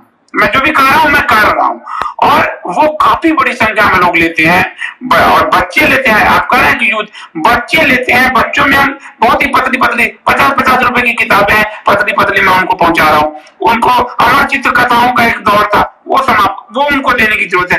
तो वो लिटरेचर के रूप में वो कहानी को अपना पार्ट बना लेंगे, जैसे छोटा भीम को अपने दोस्त बना लेंगे। तो वो उनको पार्ट हम बना के दे सकते हैं, और वो पुस्तक उपलब्ध है, बस लोगों तक पहुंचानी है उनको। जी धन्यवाद। बस एक और सवाल है मंडी जी, बस एक लास्ट सवाल है। मैं देखता हूँ कि जैसे मतलब किसी भी यंग जनरेशन का उर्दू की तरफ ज्यादा झुकाव रहता है संस्कृत और हिंदी की बजाय, तो इस चीज को भी कैसे हम आगे बढ़ा सकते हैं? ये तीसरा और आखिरी सवाल है मेरा। क्योंकि हमारा बॉलीवुड उर्दू ज्यादा है, और वहाँ उर्दू का प्रयोग ज्यादा होता रहा है। हमने वहाँ हिंदी को मजाक के रूप में दिखाया गया आपको। वैसे मेरी बहुत बहुत प्रिय फिल्म है चुपके चुपके, लेकिन देखिए हिंदी वहाँ हास्य बोध के लिए उपयोग हुआ है। तो हम बच्चे किताब पढ़ने, फिल्म देखते हुए बड़े हुए हैं, तो वो उनको बहुत, और ये बात तो है कि उर्दू भले डिवीजनकारी लैंग्वेज रही, लेकिन उर्दू भारत की भाषा है, अरबी और फारसी विदेश की भाषा है, और उर्दू में मिठास है, इसमें किसी को शक नहीं है। इसलिए वो फिल्मों में जब डालते हैं तो वो उनको अट्रैक्ट करता है, और हमारे संस्कृत और हिंदी को वो बिल्कुल उपहास की नजर से दिखाते हैं, तो बच्चों में भी उपहास की नजर से हो जाता है। इसलिए यदि हम अपनी भाषा में को प्रयोग करने लगे कि संस्कृत निष्ठ हिंदी बोलने लगे, और बहुत ही हल्के, जैसे आपको मैंने कहा कि अभी हंसी का पात्र, ये मैंने कहा उपहास, अब ये शब्द आपको सिंपली लग जाएगा उपहास, ये तो व्यंग, हम उसको जो रोस्ट बोले उससे अच्छा हम कहें व्यंग। तो ये शब्द हमारा काम है, धीरे धीरे हम उसको कैच कराएं, और हम चूंकि हम ही बोलने में उर्दू लाते चले जाते हैं, इस वजह से बच्चे भी तो बॉलीवुड से ही सीख रहे हैं। आप इस तो समझ ही रहे हो। धन्यवाद। अच्छा, अंकुर जी ने एक सवाल पूछा था, थोड़ा उसका उसके ऊपर ऐड करना चाहूंगा। उन्होंने पूछा था कि महिलाएं क्यों लेफ्ट से ज्यादा जुड़ती हैं। तो देखिए, जहां तक इंडिया का सवाल है, इंडिया में तो लेफ्ट वैसे बहुत ज्यादा पॉपुलर नहीं है, ना महिलाओं में ना पुरुष में।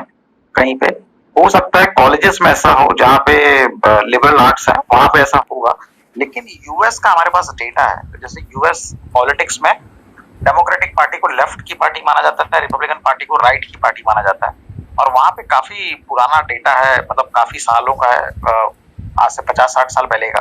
तो उसमें एक सिंपल ट्रेंड है कि जो यंग महिलाएं होती हैं, जिनका एज कम होता है, वो ज्यादातर डेमोक्रेटिक पार्टी की सपोर्टर होती है, और जो ओल्डर महिलाएं होती हैं, मतलब ओल्डर देन 30, 35, 40, जैसे जैसे एज बढ़ते जाता है उनका सपोर्ट राइट की तरफ बढ़ते जाता है। और ये ट्रेंड जो है पिछले 50-60 साल से कंसिस्टेंट है यूएस में। तो इसका अर्थ क्या है कि मतलब जो महिला 80s में 70s में रही होगी, 18 साल की, 25 साल की, 30 साल की, वो आगे चल के रिपब्लिकन पार्टी के सपोर्ट करने लगती है। तो ये ट्रेंड है, और ये और सिर्फ महिलाओं में थोड़ा पुरुषों से ज्यादा होता है, लेकिन पुरुषों में भी यंग में, यूथ में थोड़ा ज्यादा सपोर्ट, थोड़ा ज्यादा झुकाव रहता है लेफ्ट के लिए। और ये ट्रेंड यूएस में तो काफी क्लियर है, उसका डेटा भी काफी अवेलेबल है, और आई थिंक यूरोप में भी यही है। सो एक यूथ का एक बहुत बड़ा फैक्टर है इसमें, जो आगे चल के भी लेकिन वो चेंज होते जाता है। जैसे जैसे उम्र बढ़ती है, दिमाग खुलता है, दुनियादारी पता चलती है कि दुनिया में एक्चुअली हो क्या रहा है, तब लोगों के पॉलिटिकल व्यूज भी चेंज होते हैं। तो सेम चीज हम इंडिया में भी देखते हैं। धन्यवाद जी। 25 साल मेरी भी उम्र है, और मैं भी अभी 2 साल 3 साल पहले कॉलेज से निकला हूँ, तो शायद मेरा भी ऑब्जर्वेशन उसी तरीके का हो। अब देखिए मैंने यहाँ पे ऑब्जर्वेशन वर्ड यूज कर लिया है, मेरे को यहाँ पे हिंदी यूज करना चाहिए था, तो ये जी तो इस वजह ये बात तो है ना कि ये जो उम्र होती है ना 18 से 22 तक, ये थोड़ा लोग कम लेट तक चलता है हमारा टीनेज, तो उसमें जितनी भी बॉलीवुड में आशिकी वगैरह, जितनी आशिकी और प्रेम का इजहार, प्रेम की परिभाषा, उसके बाद ब्रेकअप का भी जो भी इतना भी ट्रेंड होता है ना, वो उर्दू से रिलेटेड है। देवदास देख लीजिए, कोई भी देख लीजिए, तो ये जो हमारा युवा पीढ़ी है, युवा अवस्था है, वो इसी में ज्यादा फोकस करती है। उसमें तो आप क्रांतिकारी ज्यादा नहीं सोचते, नॉर्मल लोग की बात कर रही हूँ मैं, एक्टिविस्ट की बात नहीं कर रही हूँ। तो इस वजह से भी थोड़ा अट्रैक्शन बढ़ जाता है। जब मैं इस एज में थी तो मुझे लुटे पुटे आशिकों वाली किताब लगती थी, मुझे लगता था ये लैंग्वेज यूज करके सबको बात करते हैं लोग, बार बार झूठ मूठ की शायरी लिख लिख के। तो ये मेरा पॉइंट ऑफ व्यू था, क्योंकि मैं हमेशा सिर्फ उर्दू में यही बकवास चीजें पढ़ती रहती थी, शायरी वायरी, इसलिए। आगे हमारे साथ डॉनी जी हैं। डॉनी जी, हेलो जी। जी नमस्कार संदीप सर। नमस्ते जी, मैं आपका सर रेगुलर व्यूअर और रीडर दोनों हूँ सर। डॉन जी आपका आवाज काफी धीमा आ रहा है, थोड़ा जोर से बोलिएगा या माइक के पास आ जाइए। हेलो, अब आ रही है सर? जी सर, मेरा सवाल संदीप सर से है कि जैसे हमारा इकोसिस्टम हो गया, इसको इंडियन इकोसिस्टम, सनातनी इकोसिस्टम या राइट विंग जो भी कर ले सर। मेरे पास ना आवाज नहीं आ रही है, प्लीज थोड़ा सा। हेलो, हाँ अब ठीक है सर। वही मैं पूछ रहा हूँ कि जो हमारा इकोसिस्टम है, या तो इसको इंडिक कर ले या सनातनी कर ले या राइट विंग कर ले, इसको एक इकोसिस्टम का जो प्रोग्रेस नैरेटिव है, नैरेटिव प्रोग्रेस है, वो कैसे चेक करें? जैसे हम कभी किसी कवि के ट्वीट पे या कोई नेत्री कुछ ट्वीट कर दी, उस पर तो हम खुश हो लेते हैं, लेकिन हमारे ऐसे ऐसे लोग हैं जो हर सेक्टर में हैं, फिल्म में हैं या कवि में हैं या राइटर्स हैं, जो जहाँ जहाँ हैं, उनको एक अम्ब्रेला के अंदर कैसे लाया जाए, और उस नैरेटिव, हमारा जो नैरेटिव है जो हम चाहते हैं अपने सरकार से या हम अपने देश के प्रोग्रेस के लिए, उसको कैसे चेक करें? क्योंकि लेफ्ट के पास तो काफी सारे प्रोग्राम और काफी अंदर तक को इंस्टीट्यूशनलाइज किए हुए हैं, जिससे उनको पता चलता रहता है कि कहाँ से कैसे होगा, क्या होगा। हमारा इकोसिस्टम ऐसा कब हो कि सर कॉन्फिडेंस आए हम पे कि जैसे हम कुछ भी सवाल उठाए तो नहीं, हमारे पीछे भी हैं लोग जो हमें बचा लेंगे, चाहे हर तरह से लीगल सिस्टम हो या फिल्म में हो या कहीं भी। ये बात डॉनी जी ने बहुत अच्छी कही है कि वो अंतिम शब्द ही इनका बहुत ही बड़ा मारक है कि कोई ऐसा हो जो हमें बचा दे। ये नहीं है हमारे पास, ये बात हम जानते हैं, और ये लेफ्ट के पास है। मैं जर्नलिज्म से ही उदाहरण देता हूँ कि एक मेरा लेफ्ट का साथी, उसने जॉब छोड़ा और लेफ्ट के सारे साथियों ने मिलकर तब तक उसका किचन चलाया जब तक कि उसको जॉब दोबारा नहीं मिल गया। लेकिन राइट वाले अगर जॉब छोड़ दें, किसी राइट वाले से जॉब मांगने जाते हैं, वो उसको नहीं देंगे। ये एक है, ये बहुत बड़ी विडंबना है, और इस विडंबना को हमें स्वीकार करना होगा। और जब हम स्वीकार करेंगे तो हम इसको दूर करने के प्रयास करेंगे। यदि हमने किंतु परंतु किया तो फिर हम इसे टालते चले जाएंगे, और इसीलिए हम चाहकर भी अपना एक जो इकोसिस्टम जिसको आकार है वो नहीं निर्माण कर पा रहे हैं, क्योंकि हम ज्यादातर एनर्जी हमारी प्रतिक्रिया देने में ही चली जाती है। हम कोई अपना नरेशन खड़ा नहीं कर पाते, हम प्रतिक्रिया देते चले जाते हैं, क्योंकि हमारे पास एक चैनलाइज जो है एक सिस्टम नहीं है। और उस चैनलाइज सिस्टम को बनाने के लिए समाज के बड़े लोगों को आना पड़ेगा, जिनके पास फंड है, जिनकी बात लोग सुने, और जो एक आदर्श की तरह दिखते हो समाज में। वो गवर्नमेंट हो सकती है, गवर्नमेंट से इतर भी हो सकती है, लेकिन ये बात तो कहीं ना कहीं, और मुझे लगता है गवर्नमेंट भी नहीं, गवर्नमेंट से इतर जैसे कोई संस्था है मान लीजिए, तो वो संस्था बड़ी है, वो उस इकोसिस्टम को आगे बढ़ा सकती है। उस इकोसिस्टम के साथ एक और बात है कि उसके पास वर्ल्ड लेवल की फंडिंग एजेंसियां हैं, रॉकफेलर हैं, रॉथस्चाइल्ड हैं, आपके क्या है, फोर्ड हैं। हमारे पास क्या है, उनके जो केंद्र हैं, उनके केंद्र बाहर है। मैंने अंतरराष्ट्रीयतावाद कहा, एक का केंद्र किसी का वेटिकन में है, यानी पूरे यूरोप अमेरिका में घुसता है, एक का कोई अरब में घुस जाता है, दूसरे का भी चाइना में, पड़े सोवियत संघ में। हमारा केंद्र हमारे पास है, पर हमारे केंद्र में वो जो फंडिंग की व्यवस्था थी, जो मंदिर करती थी, अभी आपको फिर मैंने एक बार वही उदाहरण दूंगा कि जो हनुमान मंदिर ट्रस्ट है पटना का, उसको अपना एफडीआई गिरवी रखना पड़ा कोविड पेशेंट के लिए, नए अस्पताल जो 60 से बेड का और सबका खोलने के लिए, क्योंकि मंदिर में 1.5 साल से कोविड के कारण फंड नहीं आए थे, दान नहीं आए थे।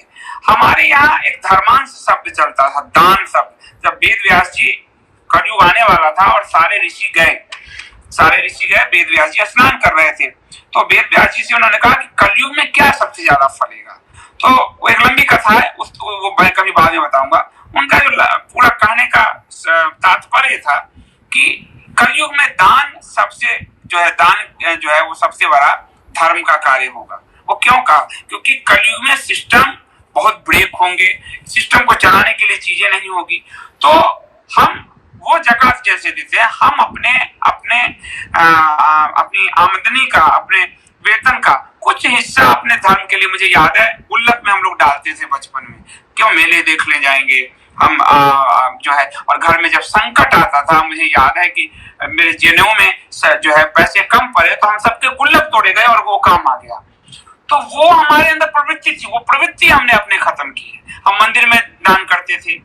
तो वो इकोसिस्टम का या तो हमें अपनी कम्युनिटी बिल्डिंग मंदिर के आसपास बनाने होंगे, या फिर संस्थाओं का ऐसा निर्माण करना होगा जो एक मदर एनजीओ की तरह काम करे और लोगों को इसके लिए कि कौन कम्युनिटी बिल्डिंग के लिए कर रहा है, कोई कौन इकोसिस्टम के लिए कर रहा है, कौन लेखन के लिए कर रहा है, उसको फंड करे।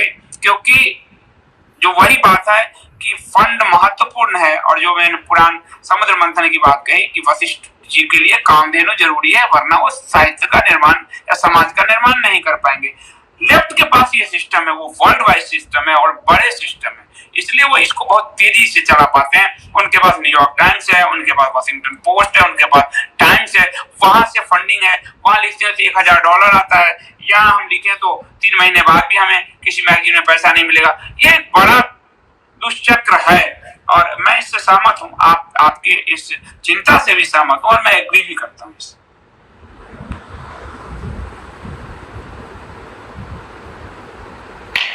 मॉड से मैं एक रिक्वेस्ट करूंगा, अगर पीटीआर ऑर्डर खत्म हो जाए तो प्लीज मुझे 1 से 2 मिनट का मौका दें जब भी पीटीआर ऑर्डर खत्म हो। Thank you.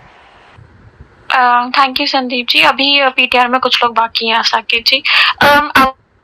I would like to request everybody in the audience and speaker panel and also in every section over here to follow the club Debating India Foundation और जो हमारे मॉड्स हैं उनको भी follow करिए। और अगर आपको कोई स्पीकर अच्छा लगा उनको भी, सुदेश जी को और संदीप जी का ये पहला डेब्यू है आज का, बट मेरी आशा है कि वो आज के बाद भी और भी ज्यादा एक्टिव रहेंगे और हमें हमेशा वो ज्ञान की बातें और बताते रहेंगे जिससे हम अपने धर्म की तरफ और जुड़ सके। So please follow the club, follow the mods and follow Sudesh ji and Sandeep ji. आगे पीटीआर में है महालक्ष्मी जी। हाय, नमस्ते संदीप जी एंड नमस्ते everybody. Sandeep ji, I really look forward to reading your book, Raj Yogi, if an English translation is available. I'm sorry that my Hindi is not really up to the mark, so I will continue in English if that's okay. So here's my question. So if you see the differences, the classical differences between right versus left, how do you identify yourself? As in, which wing? Do you lean to the right or do you lean to the left? And here is another follow-up question to that. I mean, generally, if we see some of the values associated with left, compared to our society is progressive, modern, democratic, etc. And yet we see more of us identifying or rather calling ourselves right. Is it really prudent to call ourselves right? And I mean, especially considering that these definitions are not really our own, but they're imported. So where do you stand on identifying ourselves left versus right, etc.? I mean, as for me, I think I fall into non-left. That's what I say. But so I would like to know your opinion on this. And as an author, what are your prospects? I mean, how does an author's career shape up? What do their if for a certain right-leaning author, I really want to understand what their position as a professional position would be, or prospects, and what kind of respect they would be getting amongst their peers. As opposed to, I see that a lot of left-leaning authors are very, highly fettered and for no talent even sometimes. So how does this work for you in that sense? Thank you. बहुत धन्यवाद महालक्ष्मी जी। सबसे पहले राजयोगी मैं अंग्रेजी में उपलब्ध कराने का प्रयास करूंगा, क्योंकि उसके अनुवाद पे और उसमें एक चैप्टर और लिखा जा रहा है, उसके लिए भी काम हो रहा है। ये जो आपने कहा कि लेफ्ट लीनिंग में मॉडर्न प्रोग्रेसिव इस तरह के थॉट आते हैं, वो थॉट हमने ही उनको दे दिए हैं, क्योंकि हमने प्रतिक्रिया, मैंने कहा कि हमेशा हम प्रतिक्रिया देते रहे, जिसके कारण हमारे जो थॉट प्रोसेस में ये प्रतिक्रिया बाहर आकर घुस गया है। यदि हम उनको जोड़ पाए कि कम्युनिस्ट दुनिया की सबसे बड़ी संघारी विचारधारा है, 10 करोड़ लोग मारे हैं, 20 करोड़ लोग मारे हैं, उनके पूरे प्रोग्रेसिवनेस और मॉडर्निटी का जो है ध्वस्त हो जाएगा। परंतु हम खुद ही बोलते हैं लेफ्ट लिबरल्स, तो ये हमारी गलती है, हम उनके चक्र में फंसे हुए हैं, और हमारे इस संस्कृति से बेहतर मॉडर्न और प्रोग्रेसिव तो कहीं रहा नहीं। हम जब उनके थॉट में महिलाओं को अधिकार अभी भी नहीं है, मैं लंबा हो जाएगा, जो हमारे समय रहा है। तीसरी बात आपने कहा कि as a author, writing author, जो मेरा सर्वाइवल है, मैं आपको बताऊं कि पहले भी मैं बोला हूं इस पर, लेकिन एक हिंदी का लेखक होने के नाते, और दक्षिणपंथी आप कहिए, पर मेरी ज्यादातर पुस्तकें जो है अध्यात्म में मैं अपने आप को कहूंगा और इतिहास पे बेस कहूंगा। मैं रॉयल्टी से कहें या उसको अगर सेलिंग्स के पॉइंट ऑफ व्यू से कहें, मैं उस हिसाब से अगर देखेंगे तो मैं सफल हूं। ये अलग बात है कि भारत में अंग्रेजी में लिखने वाले को ज्यादा सफल माना जाता है बनस्पत की हिंदी में, और इसके कारण वो जो 60-70 करोड़ लोगों की रीडिंग वाली भाषा है, उसको वो जगह नहीं मिली। लेकिन अगर दक्षिणपंथी लेखक प्रयास करें तो बहुत बड़ी संभावना है, क्योंकि उनके पास सनातन का खुला मैदान है, धर्म और अध्यात्म की वो ताकत है, वो शक्ति है जो वो समझ सकते हैं, जो लेफ्ट कभी समझ नहीं सकता, क्योंकि लेफ्ट तोड़ने में यकीन रखता है और सनातन जो है जोड़ने में यकीन रखता है। बस जोड़ने वाली इस विचार को मैक्सिमम लोगों तक ले जाने के लिए थोड़े परिश्रम और थोड़ी तपस्या करनी होगी। Thank you, Sandeep ji. Thank you, ma'am. Next in PTR we have Rajan ji. जी सभी को बहुत नमस्कार और संदीप जी को विशेष प्रणाम।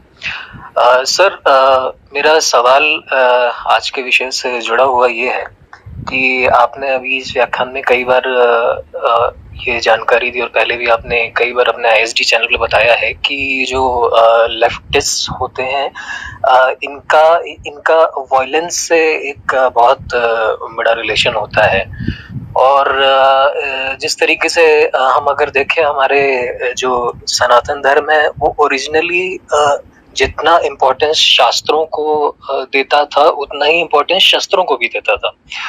तो और अभी मॉडर्न सोसाइटी में भी अगर आप देखें तो वेस्ट में जैसे US जो है तो वहाँ पे इस समय पे भी आर्म्स को रखने की एक आम पब्लिक को कुछ शर्तों के साथ परमिशन है। तो मेरा सवाल ये यहाँ पे आके इस तरीके से जुड़ता है कि लेफ्ट से अगर हमारा सामना हो रहा है तो इवेंचुअली वो एंड में जाकर कहीं ना कहीं पर वो एक वायलेंस का रूप लेगा, और उसके लिए हमें प्रिपेयर रहने के लिए, अपने समाज को प्रिपेयर रखने के लिए अगर हम शस्त्रों की तरफ, अपनी पुरानी संस्कृति की तरफ जाना चाहें तो वो लीगली किस रूप से हम उसको देख सकते हैं, या लीगली हम उसको किस तरीके से अलाउ करवा सकते हैं अपने इंडियन सोसाइटी में लेफ्ट को फ्यूचर में फेस करने के लिए। ये मेरा प्रश्न है sir. Thank you so much. Rajan ji, ये बड़ी अच्छी बात कही और सही बात कही कि जो लेफ्ट है उसके लिए आतंकवाद उसका सबसे बड़ा हथियार है। आतंक ही उसके अंदर है, वो कम्युनिस्ट विचारधारा है या इस्लामिस्ट विचारधारा है या फिर मसीही विचारधारा है। गोवा में आपने पुर्तगाल के समय का जो है कोएक्विजिशन आप देख लीजिए, इस्लाम जब आया उस समय का भारत देख लीजिए। और लेफ्ट में मैंने उदाहरण ही दिया था कि बंगाल में 54,000 पॉलिटिकल किलिंग 30 साल के लेफ्ट के शासन में, और दुनिया में रसिया में 10 करोड़ लोग मारे हैं। तो लेफ्ट की आप लेफ्ट के साथ जो लड़ने जाएंगे वो हिंसा ही है। वो लेफ्ट उनकी पूरी जो विचारधारा है, वो जो जिसको मैं पंचमक्कार विचारधारा कहता हूँ, वो हिंसा बेस ही है। वहाँ अहिंसा जैसी कोई बात नहीं है। ये अलग बात है कि हमने अहिंसा जरूर ओढ़ ली, ये ओढ़ ली मैं कहूंगा, क्योंकि हमारे यहाँ संतुलन था और हर देवता के पास अपने शस्त्र से राम जब निकले तो धनुष छोड़कर नहीं निकले, कृष्ण अपने सुदर्शन छोड़कर नहीं निकले, शिव जो हिमालय पे कहीं कैलाश पर तपस्या करते हैं त्रिशूल नहीं छोड़े। हमें ये समझा दिया गया। और ये मतलब कहना तो नहीं चाहिए, लेकिन बौद्ध और जैन धर्म के बाद एक ऐसा भाव हमारे अंदर जो है हम आता चला गया, और स्वतंत्रता का आंदोलन जो हमें लड़ के मिलना चाहिए वो गांधी की अहिंसा के कारण बहुत सूख सा गया, और जिसके कारण हमारे अंदर का जो वो तपिश थी, वो दबी हुई आग थी, वो आपसी हिंदू मुस्लिम में निकल गया। गांधी ने उसको सप्रेस इतना ज्यादा दबाया। तो ये आपकी बात बिल्कुल सही है। और भारत मार्शल आर्ट का जनक है। भगवान परशुराम को मार्शल आर्ट का जनक कहा जाता है। और यहाँ से ही जो मार्शल आर्ट बोधि धर्मन जो है उसको लेके गए, चाइना गए, फिर जापान गया। तो मार्शल आर्ट की धरती केरल है, जो भगवान परशुराम ने बसाई है पुराणों की कथा के हिसाब से। 1857 के बाद अंग्रेजों को ये लग गया कि इस जाति को, इस धर्म को हथियार विहीन करने होंगे। वहां के जो साधु हैं वो चिमटों से आंदोलन, आप अगर देखिए सन्यासी विद्रोह, कुका विद्रोह, वो विद्रोह के पढ़िए तो पता चलेगा। और उन्होंने वो जो आर्म्स एक्ट्स बनाए वो हमारे आजादी के बाद के शासकों के लिए भी सूट करता था। इसलिए हिंदुओं को एक अहिंसा रूपी शस्त्र दिया गया और उसके ओरिजिनल शस्त्रों से ले लिए गए। और इस वजह से हिंदू में एक आधा अधूरा जो हिंदू होता है, जैसे अहिंसा परमो धर्म, पर उस आधा अधूरा थ्योरी जो है धर्महीनता तथा उसको गायब करके उसी तरह हिंदू को आधा बनाकर छोड़ दिया गया। इस समय ये बात आपकी बहुत जायज है कि हम कम से कम मार्शल आर्ट शस्त्र शास्त्र प्रशिक्षण, जो मैंने आपको अभी पहले बताया था कि मैं पढ़ाने जा रहा हूँ, मैं केंद्र खोलने भी जा रहा हूँ शस्त्र शास्त्र प्रशिक्षण, जो हम अभी कर सकते हैं। मार्शल आर्ट जैसे संघ की शाखा में पहले, अब तो नहीं चलते हैं, मैं अपने सामने भी देखता हूँ, लाठी सिखाया जाता था, एक स्फूर्ति आती थी। मार्शल आर्ट सिखा सकते हैं, लेकिन शस्त्र को के लाइसेंस के लिए हमको सरकार को कि कम से कम तलवार, भाले, हर सिख आज देखिए तलवार लेकर चल सकता है। उन्होंने वहां के जो किसान आंदोलन में तलवारों से वार किए, झंडे नोच लिए। वो इस्लामिस्ट चाकू लेकर चल सकते हैं कदर। पर ये जो हमारी मूल बहुसंख्या है, जिसके लिए गुजरात के अभी डिप्टी सीएम ने कहा, उनकी आलोचना लोग करने लगे, पर वो एकदम सच बोल रहे थे कि भारत है इसलिए क्योंकि हिंदू है, इसलिए भारत है। उससे जो ये किया गया, ये बहुत बड़ा छल किया गया। इसकी शस्त्र शास्त्र में पूरी अलग से भी कभी कोई रूम हो सकता है, और उसके लिए सरकार से हमको मांग उठाने चाहिए। कभी कभी सोशल मीडिया पर उठते रहते हैं, लेकिन साथ ही हमें अपने लोगों को कम से कम मार्शल आर्ट, लाठी, जो नान चाकू, इन सब के लिए आपको ट्रेनिंग लेना ही पड़ेगा। बचाव का कोई रास्ता नहीं। हमारे बेटे बेटियां महिलाओं को सबको लेना पड़ेगा। इससे स्फूर्ति भी आएगी, चेतना भी सजग रहती है, क्योंकि आप आतंकवाद का मुकाबला कर रहे हैं, आप मानवता का मुकाबला नहीं कर रहे हैं, आप राक्षसों का मुकाबला कर रहे हैं। मैं इतनी हार्ड हिटिंग वर्ड यूज कर रहा हूँ, आप असुरों का मुकाबला कर रहे हैं। आप वहां धर्म और अहिंसा के ढाल लेके खड़े नहीं हो सकते। दिल्ली का दंगा वर्तमान में उदाहरण है। बंगाल में 1 लाख हिंदुओं का पलायन हो गया, 1 लाख, 80,000 से 1 लाख, और ये आंकड़े हेमंत बिस्व शर्मा जी ने दिए हैं।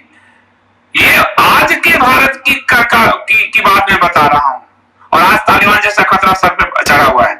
तो हमें तो ये करने होंगे, ये मांग हमें उठाने होंगे।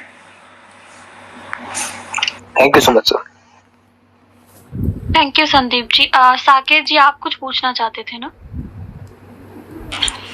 जी मैं पूछ नहीं रहा था, बेसिकली मैं कुछ बातें रखना चाह रहा था बीच में, एक से 2 मिनट लूंगा, ज़्यादा नहीं लूंगा। एक तो कोई भी भाषा को हम बहुत ज़्यादा क्रिस्प उसमें रखते हैं ना, और बहुत ज़्यादा जो है टूटा कोर रखते हैं, चाहे वो हिंदी हो चाहे वो उर्दू हो, तो उसका मजाक उड़ता है। इवन उर्दू का भी जो है वो सेम ही, उसमें हम लोग देखते हैं कि वो अगर हम बिल्कुल बहुत ज़्यादा क्रिस्प उस पर जाते हैं और बहुत ज़्यादा टूटा कोर जाते हैं, तो उसका भी सेम उसमें उड़ता है। और मुझे इस बात में मैं संदीप जी के साथ बिल्कुल हूँ कि हमें जो लर्निंग देनी है ना वो हमें बेसिकली बिल्कुल अपने घर से ही शुरुआत करनी है उसकी। और घर से ही आज की डेट में हम लोग, मुझे याद है बचपन में हम लोग मंदिर जो है मतलब हमारे घर से लोग जाते ही जाते थे और बिल्कुल क्लियर था कि जाना ही जाना है, चाहे मंगल हो चाहे शनिवार हो, जो भी जिस भगवान को मानता था उस हिसाब से जाना ही जाना उस मंदिर में। और वो मंदिर जो है वाकई में एक कल्चरल एपिसेंटर हुआ करता था और वो एक बहुत बड़ा इकोसिस्टम हुआ करता था। वहाँ पे बच्चे, आंगन होता था उसका, वहाँ खेल रहे होते थे, लोग जो है सोशलाइज कर रहे होते थे। तो वो चीज़ें जो है ठीक है, उसको हम मैं ये नहीं बोलता कि आप रोज जो है वो ये काम करें, लेकिन हाँ जहाँ जिस भगवान पे आपकी श्रद्धा बनती है या जिस उसमें आप उसमें जाते हैं तो बिल्कुल मुझे लगता है कि वो होना चाहिए और टू द कोर हमें इन वैल्यूज को आगे लाना चाहिए। And one more thing, left की तरफ जो लीनिंग है वो इसलिए ज़्यादा होती है कि वहाँ पे आपको फ्रीडम ऑन द फेस मिलता है। जो यूथ को मिलता है वो बिल्कुल ऑन द फेस मिलता है कि हाँ आप आओ यहाँ पे, आप जो आपको दारू पीनी है आप दारू पियो, आपको सिगरेट पीना आपको सिगरेट पियो, जो आपको करना है बिल्कुल करो, बिल्कुल टू द कोर है। इवन इस चीज को हम इस तरह से भी देख सकते हैं कि वेस्ट बंगाल में मुझे लगता है, जितना मैंने सुना और बहुत लोगों से मेरी बात हुई है, 8 से 10 सीटें बीजेपी केवल इस बेसिस पे हारी है कि वहाँ के लोगों को ये लगता था कि इनके आने के बाद शायद हमारा नॉनवेज बंद हो जाए, हम जो नवरात्रों में नॉनवेज खाते थे, जो हम कंज्यूम करते थे, वो शायद इनके आने से बंद हो जाए। तो ये बहुत बड़ा जो है मिसकंसेप्शन है और ऑन द फेस जो है बहुत बड़ा प्रॉब्लमेटिक एरिया है जिसको हमें वाकई में क्लीन करना है। और ये अगर हम क्लीन नहीं करेंगे तो वाकई में ये प्रॉब्लम जो है ये बढ़ेगी। मैं नहीं मानता लेफ्ट का बहुत ज़्यादा फ्यूचर बढ़ा है, लेकिन हाँ ये कहीं ना कहीं जो है डेंट जरूर मारते हैं। तो ये डेंट से जो बचना जो है ना ये बहुत ज़्यादा ज़रूरी है और हमारे अपने यूथ को जो है इस बारे में अवगत कराना बहुत ज़्यादा ज़रूरी है। यही मेरा पॉइंट है। Thank you.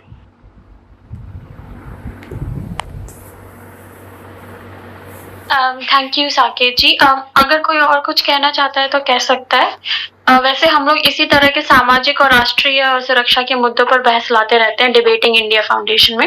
तो आप अगर क्लब से जुड़े रहेंगे तो आपको हमेशा ऐसी बातें पता चलती रहेंगी कि हम हमेशा ही कोई ना कोई नया स्पीकर लेकर आते हैं। एंड संदीप जी बहुत बहुत थैंक यू। एक्चुअली कल्कि जी रह गई थी पीटीआर में, तो कल्कि जी आपको पूछना चाहती हैं? जी धन्यवाद। मैं क्षमा चाहूंगा, मुझे जाना पड़ गया। तो जी कोई बात नहीं जी, वास्तव में तो कोई प्रश्न नहीं है मेरे पास, गलती से हैंड रेज हो गया था लेकिन मैं अब आ गया हूँ। तो इस संजीव जी के सामने आने में थोड़ी सी झिझक भी लग रही थी। बस ये कहना चाहता हूँ संदीप जी, बहुत बड़ा प्रशंसक हूँ मैं आपका, यूं कह लीजिए आपके सबसे बड़े फैनों में से खुद को गिनता हूँ मैं। बहुत बहुत धन्यवाद जी। तो संदीप जी जस्ट एक बात कहना चाहूंगा, कोई प्रश्न नहीं है मेरा ये, कि आप जिस समस्या का इलाज यूं कहिए कर रहे हैं और जिन बातों को आप बोल रहे हैं, मैंने कहीं और किसी को ऐसे बोलते और उस गहनता के साथ इस समस्या को उधेड़ते हुए नहीं देखा है। बहुत ही विलक्षण आपकी बुद्धि है, इसमें तो कोई दो राय नहीं है संदीप जी। तो मैं जस्ट आपसे अनुरोध करूंगा कि क्लब हाउस जो है एक बड़ा ही अच्छा माध्यम हो सकता है जहाँ से आपकी आवाज जो है वो सुनी जा सके चारों तरफ। तो यही अनुरोध करूंगा कि सर आप बार बार आएं। और बिल्कुल ही बड़े मेरे को अजीब लग रहा है, मैं आपके सामने बोल नहीं पा रहा हूँ, तो मैं कई सारे प्रश्न पूछता, लेकिन कभी भविष्य में मौका मिला तो जरूर पूछूंगा। और सर आप बार बार आएं, और आपकी आवाज की बहुत ही ज्यादा जरूरत है आज के समय में देश को। कल्कि आप हमारे भाई हैं और हम एक जैसे हैं, इसमें कुछ भी डिफरेंस नहीं है। और सबसे बड़ा आपका बहुत बहुत धन्यवाद कि आपने एक हमारे साथ हैं आप। और क्लब हाउस में जब विकास जी और सुदेश भाई ने मुझे इसमें एंट्री कराई दिया है तो मैं इसमें एंट्री करूंगा। और मैं ये आपसे जो है वचन देता हूँ, वादा उर्दू है, वचन हिंदी है। तो आपका बहुत बहुत धन्यवाद। धन्यवाद सर। विकास जी आप कुछ कहना चाहेंगे? नहीं, मैं संदीप जी को धन्यवाद कहना चाहूंगा। अभी तो काफी नई नई बातें आपने बताई यहाँ पे। जो टॉपिक है वो तो काफी वास्ट है। लेफ्ट के साथ जो समस्याएं हैं उस पे तो 2 घंटे या 200 घंटे भी कम पड़ जाएंगे बात करने के लिए। ये बात ठीक है। लेकिन फिर भी आपने काफी नई चीजें बताई यहाँ पे और काफी नए सोल्यूशंस भी बताया हम सभी को। तो आई एम थैंकफुल कि आप आए हमारे बीच में और अपनी बातें रखी और हमारा मार्गदर्शन किया। मैं सुदेश जी से चाहूंगा कि वो फिर आखिरी शब्द कहें इस आज के सेशन की। Thank you, Vikas. Thank you, Sandeep ji. For those who may not be aware about him, let me tell you that is one person who has struggled very hard to create a niche for himself And the tragedy with our kind of thinkers is that they have to progress without the support of the state. Whereas in the case of left, Wampant, they always get support of the state. And this happened even when USSR used to be there. They used to be the literature. They used to sponsor people to go to Russia and get education in communism. So all these things used to happen when left was ruling West Bengal. They used to take people from academic institutions and recruit them as teachers. But such things don't happen in our kind of thinking, which must take place, and we must congratulate Sandeep ji for that the thought process which he started. He actually has started a cult and he has a great following. He is very sharp also in intellect, and we all wish that he uses the platform independently also, because I say, Sandeep ji, you can have your own platform in Clubhouse and there are a lot of listeners what you have to say, because people like you should disseminate information and your views and educate people on that. Thank you very much that you gave time to us, and we look forward to having you again on some other topic. Thank you very much, and thank you all of you moderators as well as listeners for being here. Next time we'll have someone equally exciting. Thank you. बहुत बहुत धन्यवाद आप सबका, सुदेश भाई, विकास जी और सभी मंजरी जी और सभी का बहुत बहुत धन्यवाद कि आपने मुझे एक नए मंच से परिचित कराया। बहुत बहुत धन्यवाद।